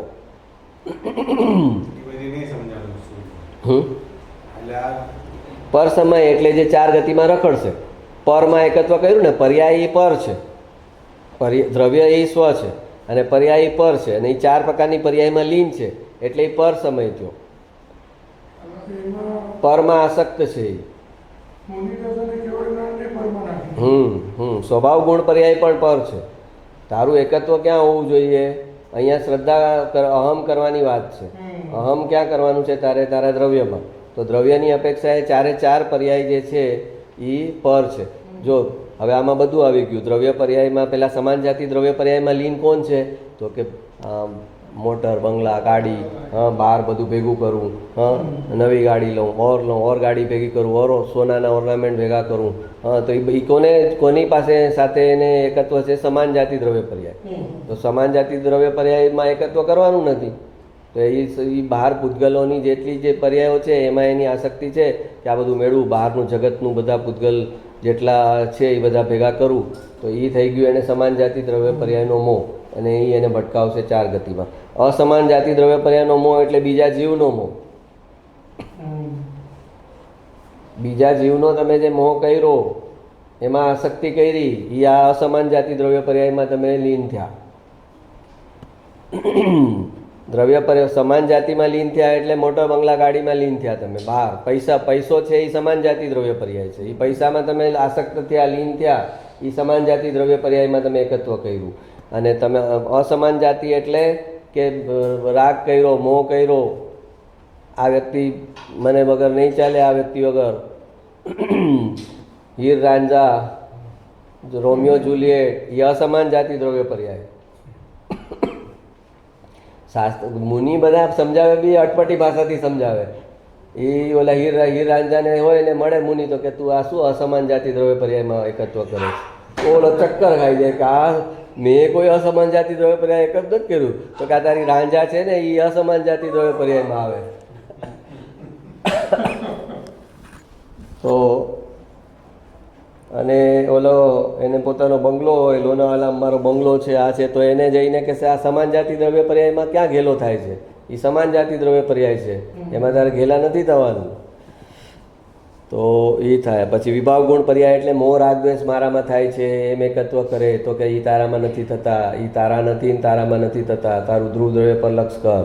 અને સ્વભાવ ગુણ પર્યાય એટલે કેવળ જ્ઞાન તો એને હોય નહીં, કેવળ જ્ઞાનની સ્વભાવ પર્યાય એ તો એને હોય નહીં, પણ કેવળ જ્ઞાનની ઝંખના કરવી એ સ્વભાવ ગુણ પર્યાયનું એકત્વ થયું.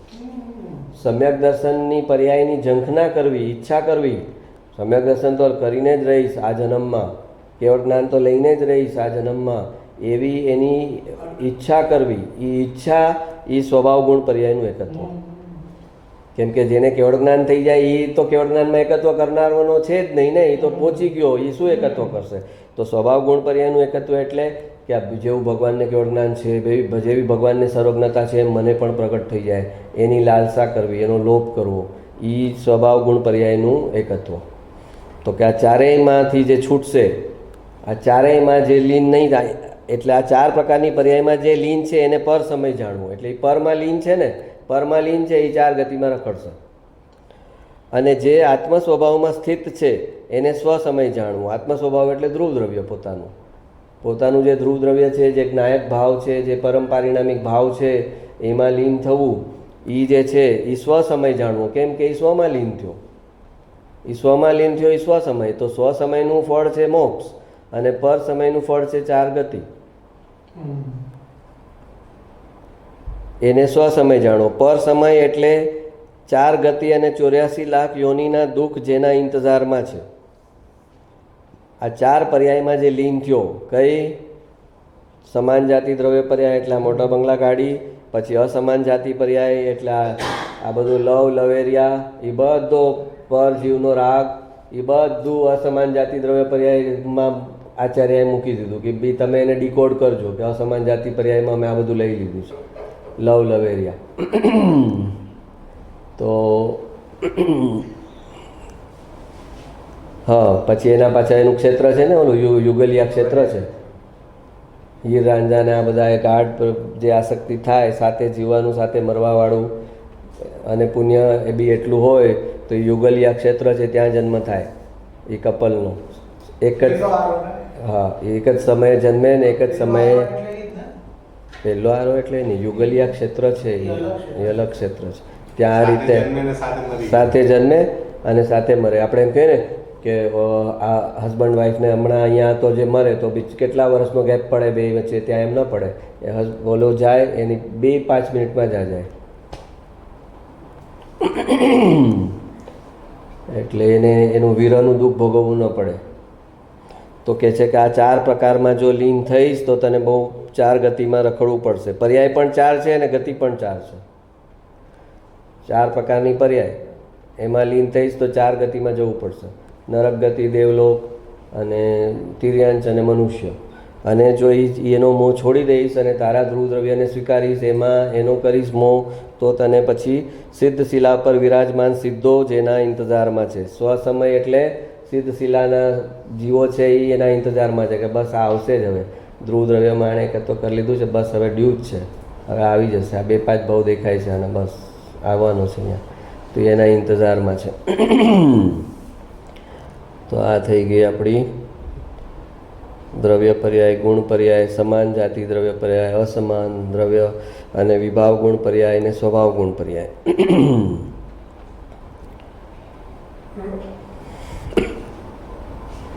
સમાન જાતિમાં જે જીવો બહારના છે ને, એમાં એક્સેપ્ટ જ્ઞાનીને આવવું જોઈએ. એ બધું ભૂમિકા અનુસાર આચાર્ય કહેશે, સમજજો તમે કે પેલો મોહ છોડવાનો કોનો હોય? પેલો સંસારનો જે મોહ હોય એ જ છોડવાનો હોય ને. દેવગુરુ શાસ્ત્રનો મોહ છોડવાનો છે. એ સિદ્ધાંતમાં પછી કહેશે કે એ છેલ્લી ઘડીએ છોડવાનો છે અને ઓલો તો પહેલાંથી છોડવાનો છે. તો એ પછી જ્ઞાનનો વિષય છે. શ્રદ્ધાનો વિષય આપે ત્યારે એમ જ કહેશે કે અસમાન જાતિ દ્રવ્ય પર્યાયમાં તારે અટકવાનું નથી. પછી જ્ઞાન ભૂમિકા અનુસાર, ચારિત્ર ભૂમિકા અનુસાર હોય. શ્રદ્ધા ભૂમિકા અનુસાર ન હોય. શ્રદ્ધા એક જ હોય કે આ 4 પર્યાયમાં મારે લીન નથી થવાનું. તો પછી કૃપાળુદેવને સૌભાગભાઈનો રાગ હતો અને એ છોડી શકે એમ નહોતા, એ વાત એ અહીંયા ન આવે કે એ અહીંયા આગળ એ વસ્તુ નથી અહીંયા કે એ પ્રશસ્ત રાગની ભૂમિકા હજી છે ત્યારે એ અસમાન જાતિ દ્રવ્ય પર્યાયમાં લીન છે, પણ ત્યાં સુધી તો એનો મોક્ષ પણ અટકવાનો જ છે ને. તો આચાર્ય કહે છે હું સિદ્ધાંત આપીશ, સિદ્ધાંતનો અમલ કેમ કરવાનું છે, એપ્લાય કેમ કરવાનું છે, ક્યાં કરવાનું છે, કેટલું કરવાનું છે, કેટલું નથી કરવાનું, એ જ્ઞાન ને ચારિત્ર પ્રમાણે ભૂમિકા અનુસાર બાકીના સમજી લેજો. અત્યારે અહીંયા સિદ્ધાંત છે કે અસમાન જાતિ દ્રવ્ય પર્યાયમાં કોઈ અટકશે તો એનો મોક્ષ નહીં થાય, એ ગેરંટી છે.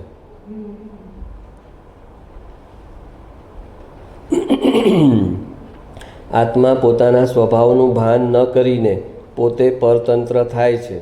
ગુરુદેવ, આત્મા પોતાના સ્વભાવનું ભાન ન કરીને પોતે પરતંત્ર થાય છે ત્યારે એ પરતંત્રમાં કર્મ નિમિત્ત છે, પરંતુ તેને કોઈ પરતંત્ર કરાવતું નથી. જે પરતંત્ર બીજા પર ડિપેન્ડન્ટ થાય છે ત્યારે કર્મ નિમિત્ત હોય, પણ એ કર્મ જે નિમિત્ત છે એ કંઈ એને પરતંત્ર કરાવતું નથી. પોતે પોતાના પરિણામમાં જે નબળાઈ છે એને કારણે એ પરતંત્રતા થાય છે અને ત્યારે પછી કર્મને નિમિત્ત કહેવાય છે. આને આટલો ક્રોધ આવી ગયો તો કે ચારિત્ર મોહનો એવો ઉદય હતો એટલે એને ક્રોધ આવી ગયો, તો એ તો વ્યવહારનું કથન છે. પણ એને એના પરિણામમાં એવી ક્રોધની યોગ્યતા એણે ઉત્પન્ન કરી ત્યારે પછી ત્યાં સામે ચારિત્ર મોહ જે હતો એ નિમિત્ત રૂપે હતું. ત્યાં એનું એણે લક્ષ કર્યું. લક્ષ ઉદય કર્મનું કરવું કે પોતાના દ્રવ્ય કરવાનું, દ્રવ્યનું લક્ષ કરવું એ પોતાનો પુરુષાર્થ છે. ઉદય કર્મનું લક્ષ કરવું એ જીવનો પુરુષાર્થ નથી. ઉદય કર્મ સાથે ભેદ જ્ઞાન કરી અને આત્માનું લક્ષ કરવું એ પુરુષાર્થ છે. ઉદયથી એકતો તો દરેક જીવ કરી જ રહ્યો છે અજ્ઞાન દશામાં, એમાં પુરુષાર્થ ક્યાં છે?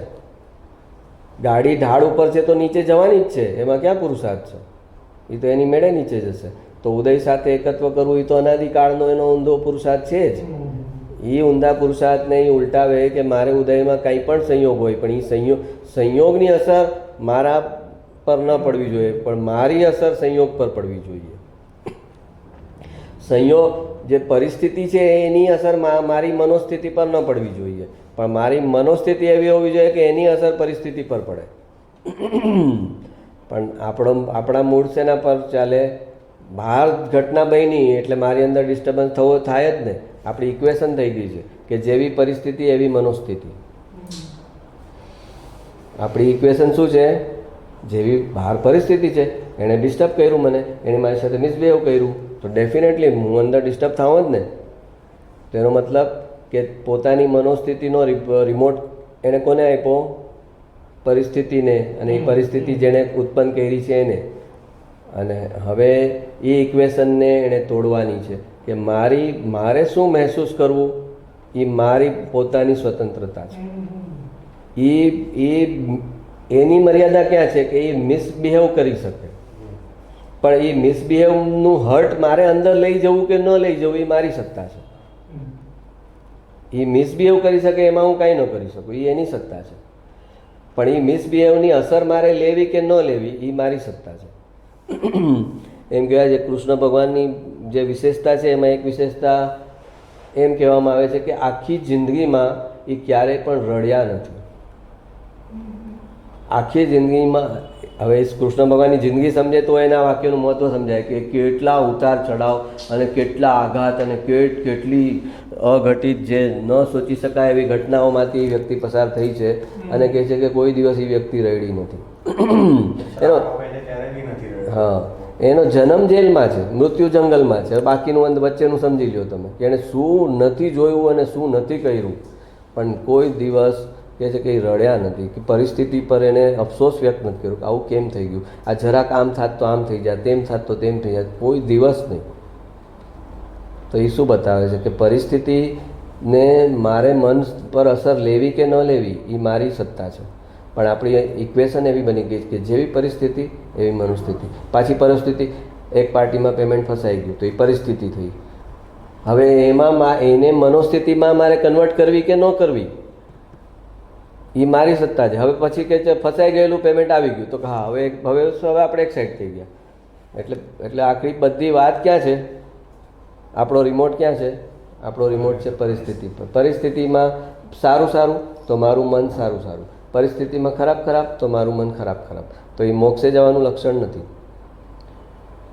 મોક્ષે જવાનું લક્ષણ એ છે કે પરિસ્થિતિમાં સારું તો પણ મારે સારું એને કારણે નહીં.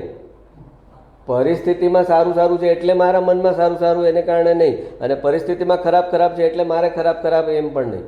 મારી મનોસ્થિતિ ઇઝ ઇન્ડિપેન્ડન્ટ ઓફ પરિસ્થિતિ. આ જે કરી શકે એ મુમુક્ષુતા થઈ અને એ પુરુષાર્થ થયો.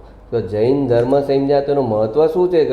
અગર એક ઘટનાની અસર જો મન પર પડવા લાગે અને મનોસ્થિતિ એને અનુરૂપ બદલાવા લાગે તો પછી જૈન ધર્મનો મતલબ ક્યાં રહ્યો? એ મોક્ષે લઈ જનારો ધર્મ છે. અને જો તારી અસર પરિસ્થિતિની અસર તારા મન પર પડે છે તો તું દેવલોકને લાયક ન થયો. દેવલોકને લાયક ન થયો તું, મોક્ષ તો દૂર થઈ ગયો. તો એ કહે છે કર્મ એને પરતંત્ર કરાવતું નથી. એમ પરિસ્થિતિ તારા પર જબરદસ્તી નથી કરતી કે હવે આણે ઇન્સલ્ટ કર્યું છે એટલે ઇન્સલ્ટને હું ભોગવ્યા કરું, આણે મિસબિહેવ કર્યું છે તેને હું મિસબિહેવને ભોગવ્યા કરું. એ પરિસ્થિતિ કમાન્ડ નથી કરતી, પણ તું એને અંદર ફરીને ઘૂંટે છે, એનો ઘાવ કરે છે અને એ ઘાવને નરીશ કરે છે. તો એ તારી પોતાની અંદર તે કર્યું છે તો તું બંધ કરી શકે. જો પરિસ્થિતિથી થયું છે તો પરિસ્થિતિ બદલશે ત્યારે જ અંદર બદલાય. પણ જો તું ઇક્વેશન બદલી નાખે કે અંદર જે મેં સર્જન કર્યું, બહાર જે સર્જન થયું એ ઉદય હતો, એ ઉદય પર મારી સત્તા નથી, પણ હું અંદર જે સર્જન કરું એ મારી સત્તા છે, એની મેં કર્યું છે. અચ્છા, મેં કર્યું છે, ક્રોધ મેં કર્યો છે એમ સ્વીકારે તો એને બંધ કરી શકે. પણ ક્રોધ મને એણે કરાવ્યો છે એમ કરે તો ક્યારેય બંધ ન થઈ શકે. તો હવે એ સુધરે તો મારો ક્રોધ બંધ થાય, એ સારો થાય તો મારો ક્રોધ બંધ થાય. હા, તમે ડિપેન્ડન્ટ થઈ ગયા બીજા પર. તો એ મિથ્યાત્વ થયું. ક્રોધ થયો એ ચારિત્રનો દોષ છે, અને ક્રોધ મને એણે કરાવ્યો એ મિથ્યાત્વ છે. જોઈને ક્રોધ થાય. કેમ કે આનાથી મોટા ઉપસર્ગો સહન કર્યા. અર્જુન ને ભીમ ને બધાને સળગાવી દીધા જંગલમાં, અને એને ક્રોધ ના આવ્યો, એને એનું ધ્યાન ન તૂટ્યું. તો એનો મતલબ તો ક્લિયર થયો કે પરિસ્થિતિ અલગ વસ્તુ છે, મનોસ્થિતિ અલગ વસ્તુ છે. કરનારાઓ એને અલગ કરી છે, ન કરનારાઓ એને એક રાખી છે. એક રાખી છે એ સંસારમાં છે, અને જેણે છૂટી કરી દીધી હતી મોક્ષમાં છે.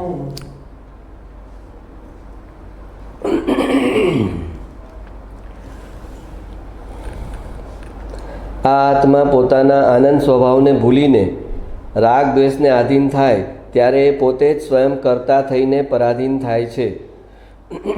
ત્યારે તેમાં દ્રવ્ય કર્મ નિમિત્ત કારણ છે, અને પરતંત્ર થાય તેમાં રાગ દ્વેષ કારણ છે.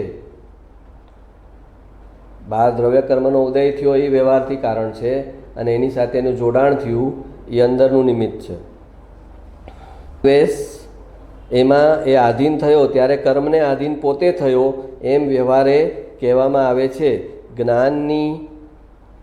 જ્ઞાનની હીનતા, દર્શનની હીનતા, વીર્યની હીનતા ને આનંદ, શ્રદ્ધા તથા ચારિત્રતા એવી જે પરાધીન દશા એ પોતે કરેલી છે તેને ભાવઘાતી કર્મ કહેવામાં આવે છે.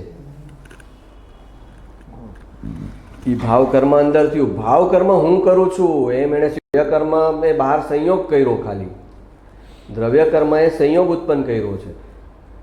એનાથી મારી અંદર ભાવ ઉત્પન્ન નથી થયા. ભાવ ઉત્પન્ન મારા કારણે થયા છે અને મારા કારણે થયા છે તો હું એનો નાશ કરી શકું.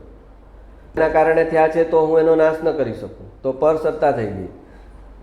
હા, તો એમ એગ્રી કર કે મને ક્રોધ આવે છે ને હું ક્રોધ કરું છું, એમ એગ્રી કર. તો પછી આગળ ઉપર એમ થશે કે હવે મારે ક્રોધ નથી કરવો, મારે ક્રોધ નથી કરવો.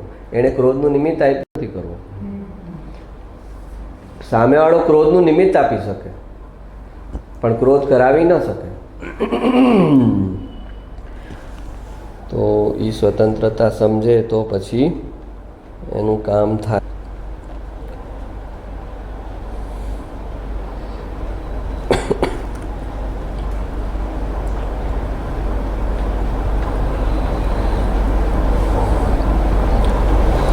કોનો છોકરો ને છોકરાના આત્માને એણે ઉપજાવ્યો છે?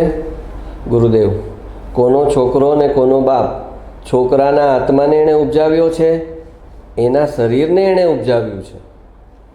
એના શરીરને એણે ઉપજાવ્યું છે. તો જળ છે, આત્મા જળને ઉપજાવે. જનક એટલે શું? આપણે પિતાને જનક કહેવાય. જનક એટલે શું? એ તો નિમિત્ત તરીકે બોલાય છે. એટલે કે જન્મ આપનાર, કે આ પિતાએ પુત્રને જન્મ આપ્યો, તો કે એ તો નિમિત્ત તરીકે બોલાય છે કે એ છોકરાનો જે આત્મા છે એ એના થકી ઉત્પન્ન થયો છે. એ તો અનાદિકાળથી ભટકી રહ્યો છે ચારે ગતિમાં, આજે એ તારા ઘરે આવી ગયો છે. એ તો એની યાત્રા, એની પોતાની રાગની યાત્રા છે, તારી પોતાની રાગની યાત્રા છે, અને એનો એક કોમન પોઈન્ટ આવી ગયો ત્યારે એ તારા કુટુંબમાં આવી ગયો. પણ એ કોમન પોઈન્ટમાં બી પાછા ઘણા ડિફરન્સીસ આવશે. કોમન પોઈન્ટથી એક થયા છે પણ પછી પાછા ગોલ્સ છે, પોતપોતાના ડ્રીમ્સ છે, પોતપોતાની એમ્બિશન છે, એ જ્યારે આવશે ત્યારે પછી એમાં ઘર્ષણ થાય છે. ત્યારે પિતા પુત્રની વાત નથી માનતો, પુત્ર પિતાની વાત નથી માનતો, ત્યારે એને લાગે છે કે આ ક્યાં યાર આખું છે, એને કટકટ લાગે. પણ એ તે જ સિલેક્ટ કર્યા છે.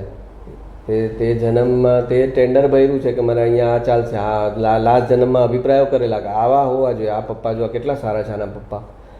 હા, એના બે ચાર એના પપ્પા ત્યારે હતા, એનામાં એ નહોતા ને જે ગુણ, એ ઓલા બીજા પપ્પામાં એણે જોયા ને તો એને એ સારું લાગ્યું કે આ જો કેટલા સારા છે, આ જો આ પોકેટ એક્સપેન્સ કેટલા લિનિયન્સીથી આપે છે, આપણા પપ્પા તો આમ કેટલું ગણીને બધું આપે છે, આ કેવા સારા. જો તો હવે પોકેટ એક્સપેન્સ લિનિયન્સીથી આપે છે એમ એણે એ અભિપ્રાયમાં યસ કરી દીધું. પછી બાકીનું ઘણું બધું હતું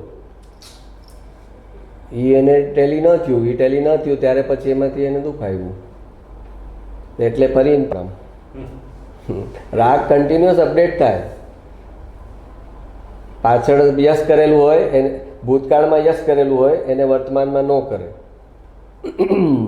અને હવે અત્યારે જે યસ કરે છે ને એને કરવાનો છે.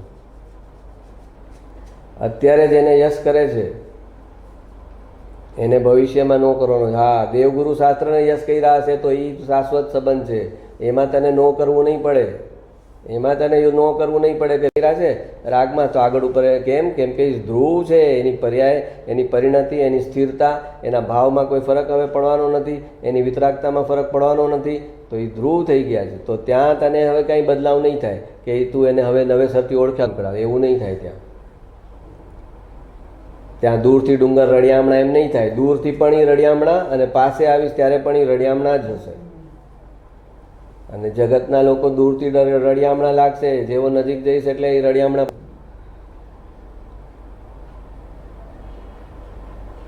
સાહેબ, એટલા ઊંડે અમારે ઉતરવાનું શું કામ છે? શ્રોતા કહે છે કે આ દીકરો કોનો છે ને નથી ને મારો નથી ને અનાદિ છે ને મારે ત્યાં થોડા સમય માટે આવ્યો છે ને આવું બધું ઊંડું અમારે શું જરૂર છે? તો કે ઠીક છે, ઊંડા ન ઉતરવું હોય તો ભલે સંસારમાં ઊંડો રખડે. ગુરુદેવ કહે કે આમાં ઊંડો ન ઉતરવું હોય તો સંસારમાં ઊંડો રખડે. અહીં તો સ્વ અને પરદ્રવ્ય વચ્ચેના વિવેકની વાત કરે છે.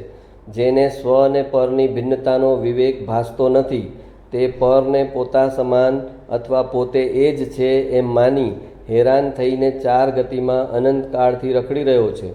પુત્ર એનો આત્મા જુદો, એના કર્મ જુદા, એનું શરીર જુદું, તો એ તારો ક્યાંથી થઈ ગયો? તો એ તારો ક્યાંથી થઈ ગયો? આહા હા, ભ્રમણા તે કેવી ભ્રમણા! એક મણમાં 8-5 શેરીની ભૂલ. એક મણમાં એટલે આપણે કેવી રીતે ખબર છે? એક મણમાં 8-5 શેરી. એક મણની અંદર જ 8-5 શેરી આવે. આપણે કહીએ કે થોડો છે ને, તો આપણે પેમેન્ટમાં કોઈ પાર્ટીમાં તમારે ફરક થયો, તો કે કેટલાનો ફરક થયો? તો કે ₹1,00,000 પાર્ટીનું પેમેન્ટ ઓછું આપવાનું. તો કે ટોટલ કેટલું આપવાનું? તો કે લાખ જ આપવાનું હતું. લાખ આપવાનું ફરક થયો. પાર્ટીને પેમેન્ટ આપવામાં લાખનો ફરક થઈ ગયો. તો કે અચ્છા, તો કેટલા આપવાના હતા અને કેટલા આપ્યા? તો કે લાખ આપવાના હતા પણ અપાણા જ નથી. એનો મતલબ આ છે. એ અહીંયા સમજાવે છે કે એક મણમાં 8-5 શેરીની ભૂલ. 8-5 શેરીનું એક મણ થાય અને એક મણમાં 8-5 શેરીની ભૂલ થઈ ગઈ છે. એમ કે 5 કિલોમાં છે ને ભાઈ 100 ગ્રામનો ફરક થઈ ગયો, અમારાથી ઓછું, પણ 5 કિલો તમે હતું પણ 4 કિલો 900 ગ્રામ, તો એમ કહેવાય ભાઈ 5 કિલોમાં 100 ગ્રામનો ફરક થયો. તો 5 કિલોમાં 5 કિલોનો ફરક છે. તો કે છે બીજા જીવને અજીવ જગતના અનંત તત્વો છે, જગતમાં હોવાવાળો પદાર્થ છે, ત્યાં એ તારો ક્યાંથી થઈ ગયો? તો આ દ્રષ્ટિથી જુએ કે આ જે મારો દીકરો કે જે બી છે એ ક્યાંક અહીંયા જન્મ્યો, એ પહેલાં ક્યાંક હતો અને એ ત્યાંથી છોડીને આવ્યો છે, એના નામનું ત્યાં રુદન ચાલતું હશે. આપણો અહીંયા આપણે 5મો જન્મદિવસ ઉજવીએ ને, ત્યાં એના વડીલની 5મી મૃત્યુતિથિ ઉજવતા હોય કે આપણા વડીલ ગયા એને 5 વર્ષ થયા, અને આપણે કહીએ કે આપણે ત્યાં દીકરો આવ્યો એને 5 વર્ષ થયા. તો ક્યાંકથી તો એ વડીલથી તે આવ્યો હશે ને, ક્યાંક તો એ મૃત્યુ પામીને આવ્યો હશે ને, તો એ ત્યાં એની વડીલની ઓલી ગણાતી હોય કે 5 વર્ષ થઈ ગયા આપણા વડીલને ગયાને, અને અહીંયા એ દીકરો 5 વર્ષનો થયો છે. તો તું એ સાપેક્ષમાં જ્યારે આખી જગત જોઈશ ત્યારે પછી એમાં તને રાગ ને મોહ નહીં બચે. આ મારું છે એ પકડ નહીં બચે. એ મારી સાથે મારા ઋણાનું મનમાં આવ્યો છે, એક ધર્મશાળામાં સાથે રહ્યા હોય ને એવી રીતે. એટલે બસ પછી એનું દુઃખ નહીં થાય. કાલ સવારે ઊંધો ચાલશે, આડો થશે, અલગ થઈ જશે તો એનું દુઃખ નહીં થાય. મારો મારો મારો એમ કરીને અંદર નાખ્યો હશે મોહ, ત્યારે ઓલી આવનારી આવશે ને એને લઈને વહી જશે કે છે અલગ, આ જોઈન્ટ ફેમિલીમાં નથી મજા, ત્યારે પછી એનું દુઃખ થશે. તો કે પહેલેથી જ ડિસ્ટન્સ રાખ કે આ મારો છે ખરો અને મારો નથી પણ ખરો. એ મારો વ્યવહારનું કહેવાનું છે. એ અસમાન જાતિ પર દ્રવ્ય પર્યાય છે. ઓલી હીર રાંઝામાં જ અસમાન જાતિ થોડી છે. પુત્રમાં એ અસમાન જાતિ દ્રવ્ય પર્યાય આવશે ને, એ અસમાન જાતિ દ્રવ્ય પર્યાય છે.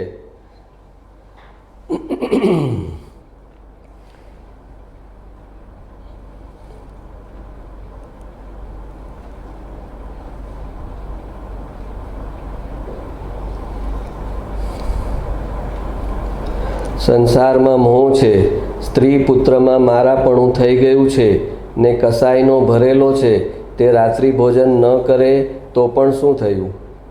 કૃપાળુદેવ. સંસારમાં મોહ છે, સ્ત્રી પુત્રમાં મારાપણું થઈ ગયું છે ને કસાઈનો ભરેલો છે, તે રાત્રિ ભોજન ન કરે તો પણ શું થયું? જ્યારે મિથ્યાત્વ જાય ત્યારે તેનું ખરું ફળ થાય. કે છે કે રાત્રિ ભોજન કે સંયમનું ફળ ક્યારે મળે? તો કે એનું મિથ્યાત્વ જાય તો પછી ચારિત્ર પાળે એનું ફળ મળે. પણ એને જે મોહ છે એ મોહથી એટલા તીવ્ર કર્મ બને છે, તો એમાં રાત્રિ ભોજનનું પુણ્ય છે એનાથી તો એને સાતાવેદનીય બનશે. તો અને અહીંયા મિથ્યાત્વ ગયું નથી, એટલે એ મિથ્યાત્વ ગયું નથી ને પુણ્યનો ઉદય આવશે, એમાંથી ઓર છકી જશે. આ તપશ્ચર્યા કરનારા છે, મિથ્યાત્વ ગયું નથી ને એ પુણ્ય બનાવે છે, તો એ પુણ્યનો ઉદય આવશે ત્યારે એ શું કરશે? એમાં એને એકત્વ થશે. એ ક્રિયા કઈ રીતે ત્યારે એમાં એકત્વ હતું, તો એનું જે ફળ આવશે એ વખતે એમાં એકત્વ થશે. દાન તમે આપ્યું અને એમાં તમારું એકત્વ છે કે મેં દાન આપ્યું, તો એ દાનનું જ્યારે ફળ રૂપે જ્યારે એના પૈસા આવશે, એ દાનના જે પૈસા તમારે ભવિષ્યમાં આવશે એ દાનના પુણ્યને કારણે, ત્યારે એ પર્યાયમાં પણ તમારું એકત્વ હશે કે આ મારા પુણ્યથી આવ્યા છે, કેમ કે એ ક્રિયા કરી હતી ત્યારે એકત્વ હતું.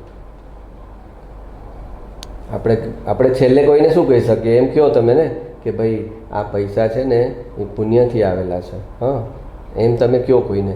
હવે એમાંય એમ કે પણ પુણ્ય તો મારું ને, તો પુણ્ય તો મેં કર્યું હતું ને, ત્યારે મને એ પુણ્યથી આવ્યા બરાબર, પણ એ પુણ્ય કર્યું તો કોણે? તો કે મેં. તો જે ક્રિયા કરતી વખતે એકત્વ હોય એમાં એનું ફળ આવે ત્યારે પણ એમાં એનું એકત્વ થાય, અને જે ક્રિયા કરતી વખતે જ અકર્તાપણું હોય તો એનું જ્યારે ફળ આવે ત્યારે પણ એને એમ ન લાગે કે આ મારા કારણે છે, આ મને મળ્યું છે, આ મારું પુણ્ય છે, એ મારા આત્મા સિવાય મારું કાંઈ નથી, મારા આત્માનો જે જ્ઞાન સ્વભાવ છે એના સિવાય મારું કાંઈ નથી, પુણ્ય મારું નથી. પુણ્ય તો દગાખોર છે. આ વાસુદેવ જેવાને આટલા પુણ્ય ને આટલા ઠાઠ હતા. દ્વારિકા નગરી આમ બની ગઈ હતી. ઇન્દ્રની જે ઓલી મીટિંગનો સભા હતી ને, ધર્મસભા, ત્યાંની ઇન્દ્ર, એ સૌધર્મ ઇન્દ્ર જેનું એ અહીંયા આગળ દ્વારકામાં એણે બનાવ્યું હતું, એના ઇન્દ્રના ઓલા આવીને એની કૃપાથી સેમ ટુ સેમ અહીંયા. અને એ જ એનું મૃત્યુ થયું જંગલમાં પાણી કરતાં. હા, બલરામ પાણી લેવા ગયા હતા અને કે ભાઈ મને બહુ તરસ લાગી, પાણી પીવડાવો. એ પાણી લેવા ગયો હોય છે ને આ સગો ભાઈ જ એને મારે છે. જેના હાથે મર્યા એ બી એનો ભાઈ હતો. એ વર્ષો પહેલાં નેમિનાથ ભગવાને કીધેલું કે તારા ભાઈનું તારા હાથે મૃત્યુ થવાનું છે, એટલે એ જંગલમાં ભાગી ગયો હતો. નેમિનાથ ભગવાને કીધેલું કે તારા ભાઈનું મૃત્યુ તારા હાથે છે, એટલે એ એના ભાઈનું, એટલે કૃષ્ણ ભગવાનનું મૃત્યુ ન થાય એટલે એ જંગલમાં ભાગી ગયો હતો કે હું અહીંયા રહું જ નહીં, જ્યાં છે કૃષ્ણ ત્યાં હું રહું જ નહીં, એટલે મારા નિમિત્તે શું કામ એનું મૃત્યુ થાય.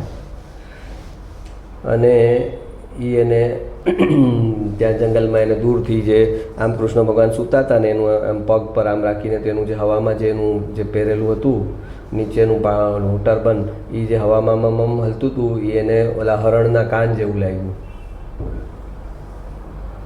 અને એને મારે છે. અને છેલ્લે આવે છે ત્યારે એને ખબર પડે કે ઓ આ તો મારો ભાઈ છે. એ કૃષ્ણ ભગવાનને ખબર પડે તો એ એને કહે છે કે તું પહેલાં આ ઓલો બલરામ પાણી લઈને આવે ને એ પહેલાં તું ભાગી જા, નહીં તો એ તને માર નાખશે. તે મને માર્યું જ ને, તો એને મારો એટલો રાગ છે કે એ તને માર નાખશે. તું પહેલાં એ આવે એ પહેલાં ભાગી જા. તો કે હવે હું અહીંથી ભાગીશ પણ મને શરણ કોણ આપશે? આ તમારું મૃત્યુ મારા હાથથી મને શરણ કોણ આપશે ત્યાં આગળ? તો એ કહે છે પાંડવો પાસે જાય, એ તને શરણ આપશે. તો કે પાંડવો મને કેવી રીતે ખબર પડશે કે તમે કીધું છે શરણ? તો કે આ મારી વીંટી લઈ જા, આ વાસુદેવની વીંટી છે, એ જોઈને પાંડવો સમજી જશે કે આ કૃષ્ણ ભગવાન સિવાય કોઈ આગળ ન હોય ને આની પાસે છે એ આપેલી છે, એટલે એ તને શરણું આપશે. ત્યાં બોલો મરવાની અણી છે પોતાની, એ સમયે ઓલાને બચાવે છે કે તું ભાગી જાય અહીંથી.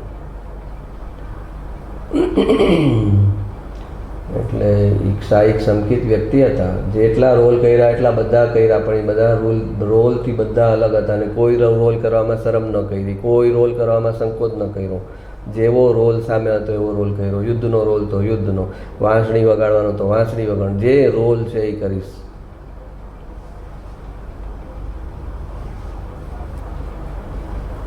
એટલે જ કહે છે ને કે ક્રિયાથી કર્મ નથી, ભાવ ને આશયમાં શું છે, ભાવ ને આશયમાં શું છે એનાથી કર્મ છે. આટલા કપટ કરાવ્યા, દુર્યોધનને જ કપટથી માર્યો, ગદા યુદ્ધમાં આ વેસ્ટથી નીચે મરાય નહીં, અને છતાં એને ભીમને કીધું કે માર તું, કેમ કે એનું બાકીનું પોર્શન તો ઓલું કવચ થઈ ગયું હતું. ઓકે, ક્રિયાથી કર્મ નથી બનતું. તો ઓલા ડૉક્ટર ટાંકા લે નાના બાળકના, તો એના તો કેટલા કર્મ બની જાય. ઓલો રડતો હોય, ચિલ્લાવતો હોય, એની મમ્મીને કે તમે બહાર જાઓ, ચલો તમે અહીંયા તમે જોઈ નહીં શકો, તમે અહીં અંદર નહીં આવો.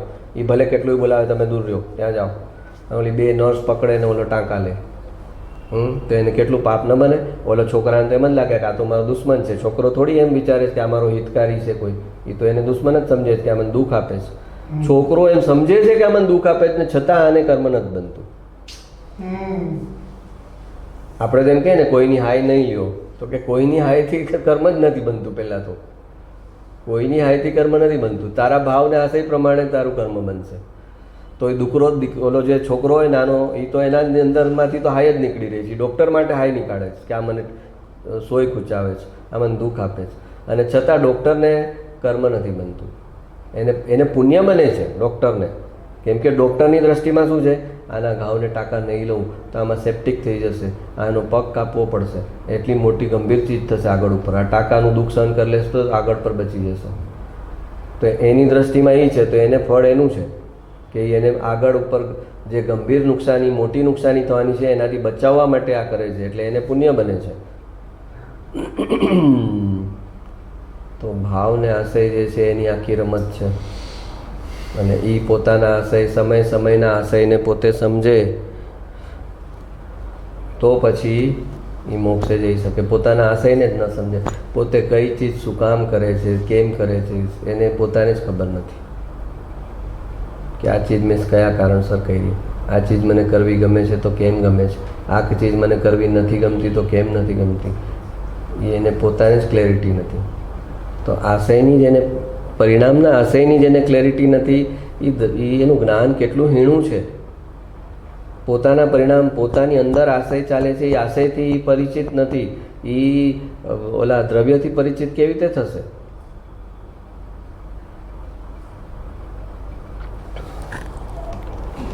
હાલમાં જૈનના જેટલા સાધુ ફરે છે તેટલા બધાએ સમકીતી સમજવા નહીં. તેને દાન દેવામાં હાનિ નથી, પણ તેઓ આપણું કલ્યાણ કરી શકે નહીં. વેશ કલ્યાણ કરતો નથી. જે સાધુ એકલી બાહ્ય ક્રિયાઓ કરે છે તેનામાં જ્ઞાન નથી. હાલમાં જેટલા સાધુ ફરે છે એટલા બધા સમકીતી ન સમજવા. હા, કે છે તેને દાન આપવાની નથી. એ દાન એક ગરીબને તમે આપતા હોય કે એક જરૂરતમંદને આપતા હો, એક નીડીને આપતા હો એમ. પણ આ સાધુ છે અને ધર્મના રસ્તે છે એમ દાન આપે તો પછી એનો જન્મ થઈ જાય કુભોગ ભૂમિમાં. આ જેટલા મહારાજ માસિતીજી છે મિથ્યાત્વમાં, અને એને જે કંઈ દાન ઓરાવાનું, આપણે ઓરાવા માટે દોડાદોડી કરે ને, મહારાજ આવ્યા, હવે છે મિથ્યાત્વ, મુનિએ નથી, એને પોતાને મુનિ માને છે, સમ્યક દર્શન નથી, મુનિ માને છે, તો એને જે ઓરાવે એનું પુણ્ય બને. કંઈ પુણ્યથી જન્મ ક્યાં થાય? કુભોગ ભૂમિ છે, જ્યાં એકલા ભોગ, ધર્મનું નામ નિશાન નહીં, એ કુભોગ ભૂમિમાં જન્મ થાય. અપાત્રને દાન આપવાનું ફળ કુભોગ ભૂમિ. માને જે મુનિ છે એટલે દાન આપે, એટલે એમને દાન આપે એને કઈ. હા, એક નીડી પર્સન છે તેમ તને આપ્યું. કોઈ મારા આવ્યા મને કે ભાઈ મને આનો ખપ છે, એને એક નીડી પર્સન તમે, એ તો આપણે રસ્તાના ઓલાને બી આપીએ છીએ કે ભાઈ મને આપો. હા, પણ એને હું મુનિ નથી માનતો. એક જીવ માનું છું જેને જરૂરત છે અને એ મારી પાસે માગે છે, એ જીવ તરીકે ને આપું છું. એમાં ધર્મનું એન્ડોર્સમેન્ટ નથી થતું. એ જે રસ્તે જાય છે એનું એન્ડોર્સમેન્ટ નથી થતું. એનું એન્ડોર્સમેન્ટ થયું ખાલી જીવ તરીકેનું. તો જીવ તરીકેનું એન્ડોર્સમેન્ટ તો એક એક જીવનું કરવાનું છે, કોઈ પણ જીવ એમાં એક્સક્લુડેડ નથી.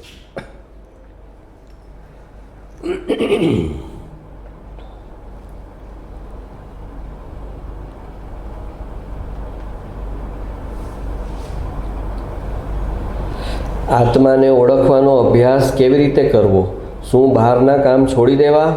બેનશ્રીબેન, પોતે અંદરથી ખટક રાખીને વાંચન કરવાનો ટાઈમ ગોતી લેવો. કામ એવા ન હોવા જોઈએ કે પોતાને વિચાર વાંચનમાં દખલ થાય.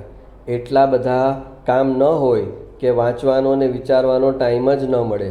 જો તેવું હોય તો પોતે કામને ઓછા કરીને નિવૃત્તિ મળે એવું કરવું જોઈએ.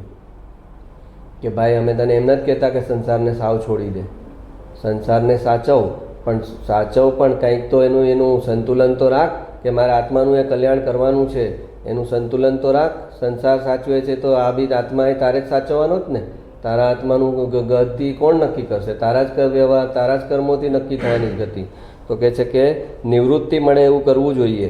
કેટલાક કામ છોડવા જોઈએ, પણ કેટલા છૂટે તે પોતાની શક્તિ પ્રમાણે છે.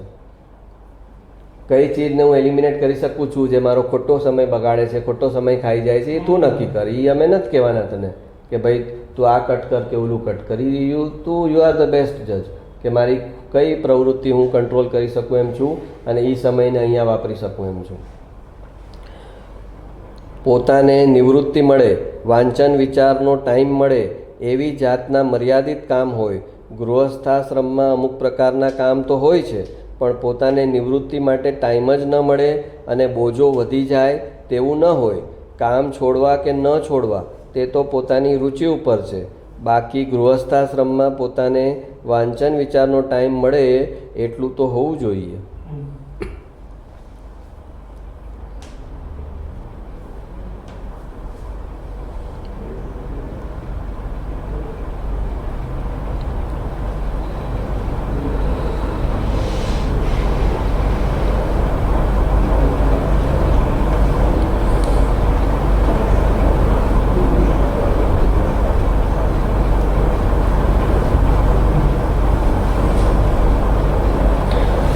શ્રોતા, દ્રવ્યને તો સાવ નકામું કરી દીધું, પર્યાયને પણ દ્રવ્ય કરે નહીં. ગુરુદેવને તો સવાલ પૂછે છે. દ્રવ્યને સાવ નકામી કરી દીધું કે પર્યાયને પણ દ્રવ્ય કરે નહીં. દ્રવ્ય પોતાની પર્યાયને પણ ન કરે, તો કે સાવ દ્રવ્યને તો નકામું કરી દીધું. કમસે કમ પોતાની પર્યાયને તો દ્રવ્ય પોતે કરે એમ તો હોવું જોઈએ ને. બીજાની પર્યાયને દ્રવ્ય ન કરે પણ મારી પર્યાયને મારું દ્રવ્ય કરે એમ તો હોવું જોઈએ ને. તમે તો એની ના પાડો તો સાવ દ્રવ્ય નકામું જ થઈ ગયું. દ્રવ્ય કાંઈ કરવાનું જ નહીં તો સાવ નકામું થઈ ગયું. તો કે નકામું થઈ ગયું, એ નિષ્ક્રિય છે, એ જ એની કામનું છે. કેમ કે કોઈ પણ ચીજ સક્રિય થઈ શકે એના માટે એને બેઝ નિષ્ક્રિયતાનો જોઈએ. કોઈ પણ ચીજ, કોઈ પણ ગતિ એના ઉપર જ થઈ શકે કે જે વસ્તુ સ્થિર હોય એના પર જ ગતિ થઈ શકે. તમારું કારનું ટાયર ફરે છે ક્યારે કે જે એક્સેલ છે એ સ્થિર છે. આ પંખો ફરે છે તો એમ કોઈ કહે કે આ હૂક જે છે એનું શું કામ, નિષ્ક્રિય થઈને પડ્યું છે, કાંઈ કરે છે પંખાને ચલાવવામાં, કાંઈ હેલ્પ નથી કરતું. પંખાને ચલાવવામાં હૂક હેલ્પ કરે છે કે નથી કરતું? તો કે નથી કરતું. તો કે પણ એ હૂક થકી જ પંખો ટકેલો છે. એ તને નથી દેખાતું કે હૂક હલશે, હૂક હલવા લાગશે તો પંખો હલવા લાગશે, અને હૂક પડશે તો પંખો નીચે આવશે. તો એ હૂકનું મહત્વ છે, એની જે સ્થિરતા છે ને એ જ એનું મહત્વ છે. એની સ્થિરતા છે ને એ જ એનો પ્લસ પોઈન્ટ છે. તો એ સ્થિરતાના આધારે આ પંખો ગતિ કરે છે. એવી રીતે દ્રવ્ય જે નિષ્ક્રિય છે, સ્થિર છે, એના આધારે જ પર્યાયનું પરિણમન થાય છે. અગર દ્રવ્ય સ્થિર ન રહે, દ્રવ્ય બી હલતું થઈ જાય તો પર્યાય ને દ્રવ્ય બે હલે, હૂક બી હલે ને પંખો બી હલે તો શું થાય?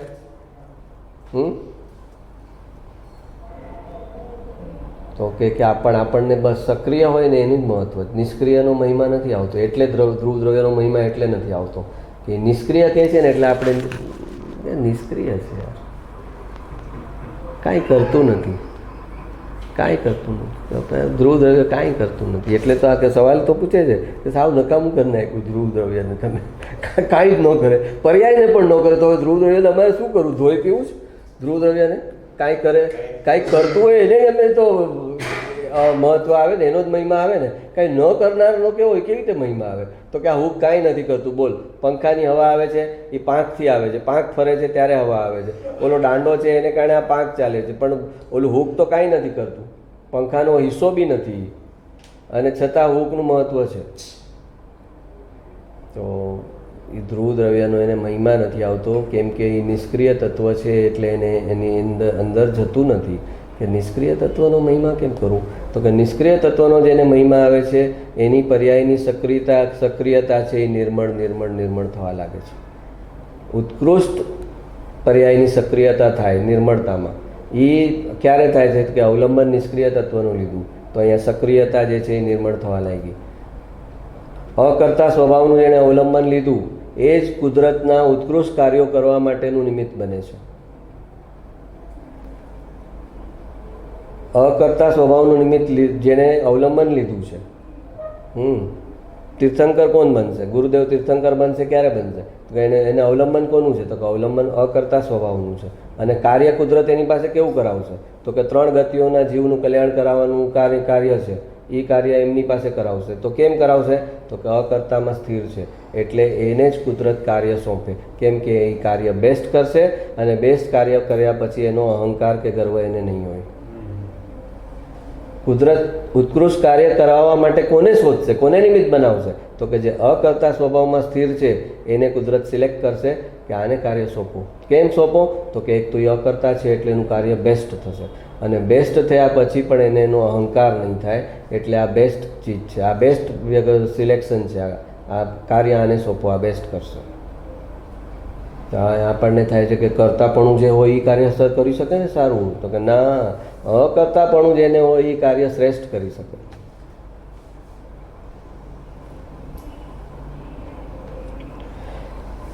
અરે ભાઈ, આ તો અંતરપેટની મૂળ વાતો છે. આમાં દ્રવ્ય નકામું નથી થઈ જતું, પણ અલૌકિક દ્રવ્ય સિદ્ધ થાય છે. ક્રમબદ્ધ પર્યાયનો સિદ્ધાંત એ તો સર્વ આગમના મંથનનો સાર છે. આ વાત અહીંથી પૂજ્ય ગુરુદેવ શ્રીથી બહાર આવી છે. એ પહેલાં આ વાત હિન્દુસ્તાનમાં ક્યાંય ન હતી. ક્રમબદ્ધ એ પરમ સત્ય છે. જે કાળે જે થવાનું છે તે જ થશે. તેને ઇન્દ્ર, નરેન્દ્ર કે જિનેન્દ્ર પણ ફેરવવા માટે સમર્થ નથી. ક્રમબદ્ધમાં અકર્તાપણું સિદ્ધ કરે છે. આના સંસ્કાર પાડ્યા હશે તે સ્વર્ગમાં જશે ને ત્યાંથી સમકિત પામશે. બોલો, અકર્તાપણાના ક્રમબદ્ધ પર્યાયના સિદ્ધાંતના જેણે સંસ્કાર નાખ્યા હશે કે જે સ્વર્ગમાં જશે. અને સ્વર્ગમાં સમકિત કેમ પામશે? તો કે સ્વર્ગમાંથી સમોસણમાં જશે, ભગવાનના ભગવાનની વાણી મળશે એને. અને અહીંયાથી સંસ્કાર નાખીને ગયો છે કે પર્યાય ક્રમબદ્ધ છે, હું એનો કરતા નથી, કરતાપણાને પાતળું કરીને ગયો છે, અને પછી તે એનાથી સ્વર્ગમાં જશે, અને એ સ્વર્ગમાં જઈને ભગવાનના સમોસણમાં જશે. ત્યાં ભગવાનની વાણી એને નિમિત્ત બની જશે સમ્યક દર્શન માટે.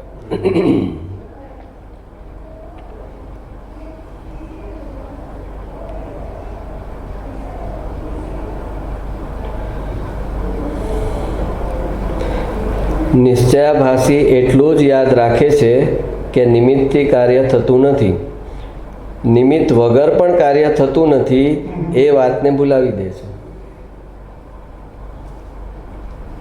એક વાક્ય છે કે નિમિત્તથી કાર્ય ન થાય, એ અડધું વાક્ય છે. નિમિત્તથી કાર્ય ન થાય એ અડધું વાક્ય જ નિશ્ચયાભાસી પકડી લે છે કે આગળ સેકન્ડ પાર્ટ વાંચવો જ નથી મારે. સેકન્ડ પાર્ટ અને તો કે નિશ્ચયાભાસી એટલું જ યાદ રાખે છે કે નિમિત્તથી કાર્ય થતું નથી, એટલે નિમિત્તને પકડવા જેવું નથી, નિમિત્તને છોડી દો. નિમિત્તને જેમ નિમિત્ત સાથે જેમ તેમ વર્તન કરો, એનો અનાદર કરો, એને છોડી દો, કાંઈ ફરક નથી પડતો, કેમ કે નિમિત્તથી કાર્ય થતું નથી. પણ નિમિત્ત વગર પણ કાર્ય થતું નથી એ વાતને ભૂલાવી દે છે. અને પહેલાં તો નિમિત્તનો એણે અનાદર કર્યો, એટલે એને આગલા આવતા ભાવમાં પણ જ્ઞાન લેવા માટે નિમિત્ત પાસે જ જવું પડશે. એને અંદરથી સહજ જ્ઞાન ઉઘડશે જ નહીં. નિમિત્તનો અનાદર કર્યો છે એટલે કુદરત એને પાછી નિમિત્ત પાસે જ મોકલશે કે તે નિમિત્તની ઇક્વેશન હતી, એ નિમિત્ત નૈમિત્તિક જે ઇક્વેશન હતી એને તે સેટિસ્ફાય નથી કરી, એનો તે ઉચિત આદર નથી કર્યો, એટલે તને હવે આવરણ પડશે એટલે ફરી પાછું એને નિમિત્ત પાસે જ જવું પડશે. તો કે નિમિત્ત પાસે, આ નિમિત્તથી ક્યારે છૂટે? જ્યારે નિમિત્ત એમ કહી દે કે હવે તને મારી જરૂર નથી, તારું જ્ઞાન તારી અંદરથી આવશે. એ જે જો નિમિત્ત પાસેથી એમ આશીર્વાદ પડે કે તને હવે આવતા જન્મે કોઈ નિમિત્ત પાસે ન જવું પડે, એવા મારા તને આશીર્વાદ છે, એમ નિમિત્તના હૃદયને એટલો સંતોષ તે આપેલો હોય કે એ તને કહી દે કે આ તારું ભવની યાત્રામાં આ તારું છેલ્લું નિમિત્ત હોય, જે હું તને નિમિત્ત રૂપે છું ને એ તારું આ છેલ્લું નિમિત્ત હોય. હવે આવતા ભવે તને કોઈ નિમિત્તની ગુલામી કરવા ન જવું પડે, કોઈ નિમિત્ત પાસે યાચક બનીને ન જવું પડે તને કે મને જ્ઞાન આપો, આ મારા તને આશીર્વાદ છે. આ આવી ગયું તો પૂરું થઈ ગયું, હવે એને નિમિત્ત નહીં, કુદરત એનું જ્ઞાન સહજ ઉગડશે હવે. કેમ કે નિમિત્તનું જે કર્જ હતું, જે લેણું હતું, એ એને ચૂકવી દીધું. અને જ્યાં સુધી નથી ચૂક્યું ત્યાં સુધી એને નિમિત્તની ગુલામી કરવી પડશે. કુદરત એને ફરીથી નિમિત્ત પાસે જ મોકલશે કે તે લાસ્ટ ટાઈમ બરાબર કર્યું નથી, ઇક્વેશન સેટ નથી કરી, તે નિમિત્તનો ઉચિત આદર નથી કર્યો, હવે આ જન્મમાં પાછું નિમિત્ત આપવું છે, એનો કરજ તો થશે પાછું, નહીંતર પાછું જ.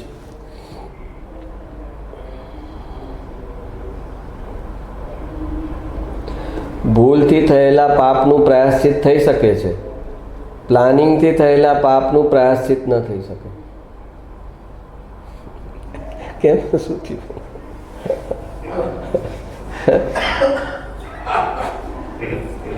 હવે એક બેન અમારા એક બે બેનનો મને મેસેજ આવ્યો કે અમે તો અત્યાર સુધી પ્લાનિંગ સાથે પાપ કર્યા છે, તો હવે એમ કે એનું કેમ કરવાનું અમારે? બોલો. મેં કીધું આ તમે એગ્રી કરો છો એ જ મોટી વાત છે. ભૂલથી થયેલા પાપનું પ્રાયશ્ચિત થઈ શકે છે, પ્લાનિંગથી થયેલા પાપનું પ્રાયશ્ચિત ન થઈ શકે. એ તો કર્મના એકાઉન્ટમાં જ જાય હિસાબ માટે. એ ફાઇલ તો કર્મના વિશે નિકાસિત કર્મ થઈ ગયું. પ્લાનિંગ સાથે કર્યું છે ને, આશય સાથે, પ્લાનિંગ સાથે. આજે કોર્ટની અંદર જજ હોય, આજે વકીલ હોય, ગુનો કરનારો વકીલ હોય, એ છેલ્લે ગુનો તો ઓલાએ કર્યો છે એટલું ક્લિયર કટ હોય, એમાં એને બચાવી શકે એમ ન હોય, સજાથી તો બચાવી શકે એમ ન હોય. એને ગુનેગારના વકીલને ખબર પડી જાય કે આમાં હવે તું છટકી તો ન જ શકે સજાથી, તો હવે શું કરી શકું? સજાને રિડ્યુસ કરી શકું. તો હવે કઈ રીતે રિડ્યુસ થઈ શકશે? તો કે હું એમ સાબિત કરીશ કે તે આ આવેશમાં આવીને કર્યું છે, તે આનું પ્લાનિંગ નહોતું કર્યું, આ મર્ડરનું તે પ્લાનિંગ નહોતું કર્યું, પણ જે હીટેડ આર્ગ્યુમેન્ટ થઈ એ સમયે આવેશમાં આવીને ત્યાં કર્યું છે. જો એમ એસ્ટાબ્લિશ થઈ જશે તો તને સજા હળવી થશે. અને જો એમ એસ્ટાબ્લિશ થશે કે તું તો આનું 6 મહિનાથી પ્લાનિંગ કરતો હતો આ મર્ડર કરવાનું, તો પછી તો જજ તને લિનિયન્સીવાળી સજા નહીં આપે, તો તને બહુ કઠોર સજા થશે. તો એ ગુનેગારનો વકીલ ત્યાં આ આપણી લૌકિક કોર્ટમાં પણ આ નિયમ ચાલે છે કે આવેશમાં થયું છે તો એને ઊંચી સજા ન આપી શકાય. એને ખબર નથી જજને કે આ એનો ચારિત્રનો દોષ ગણાય એટલે એને હળવી સજા કરો. એ જજને નથી ખબર, પણ ત્યાં રૂલ એ જ છે કે આણે હીટ ઓફ ધ મુમેન્ટ એ સમયની આ ક્ષણિક આવેશથી કરેલું ચીજ છે. તો ક્ષણિક આવેશને એ લોકો એટલી ગંભીરતાથી નથી લેતા, એ ચારિત્રના દોષમાં જાય આપણા પ્રમાણે પણ. અને પ્લાનિંગ કર્યું છે એમ એસ્ટાબ્લિશ થઈ જાય તો આ તો હોશો હવાસમાં પૂરા ઈરાદાપૂર્વક પૂરા આશય સાથે કર્યું છે, તો પછી હવે આને ન છોડી શકાય. તો પછી કુદરતનું જે કર્મનું જે છે એ પણ એમ જ છે કે આશય સાથે કર્યું છે તો એ પછી એનું પૂરેપૂરું ફળ, અને આશય વગર આવેશમાં કર્યું છે તો એનું ફળ અલગ.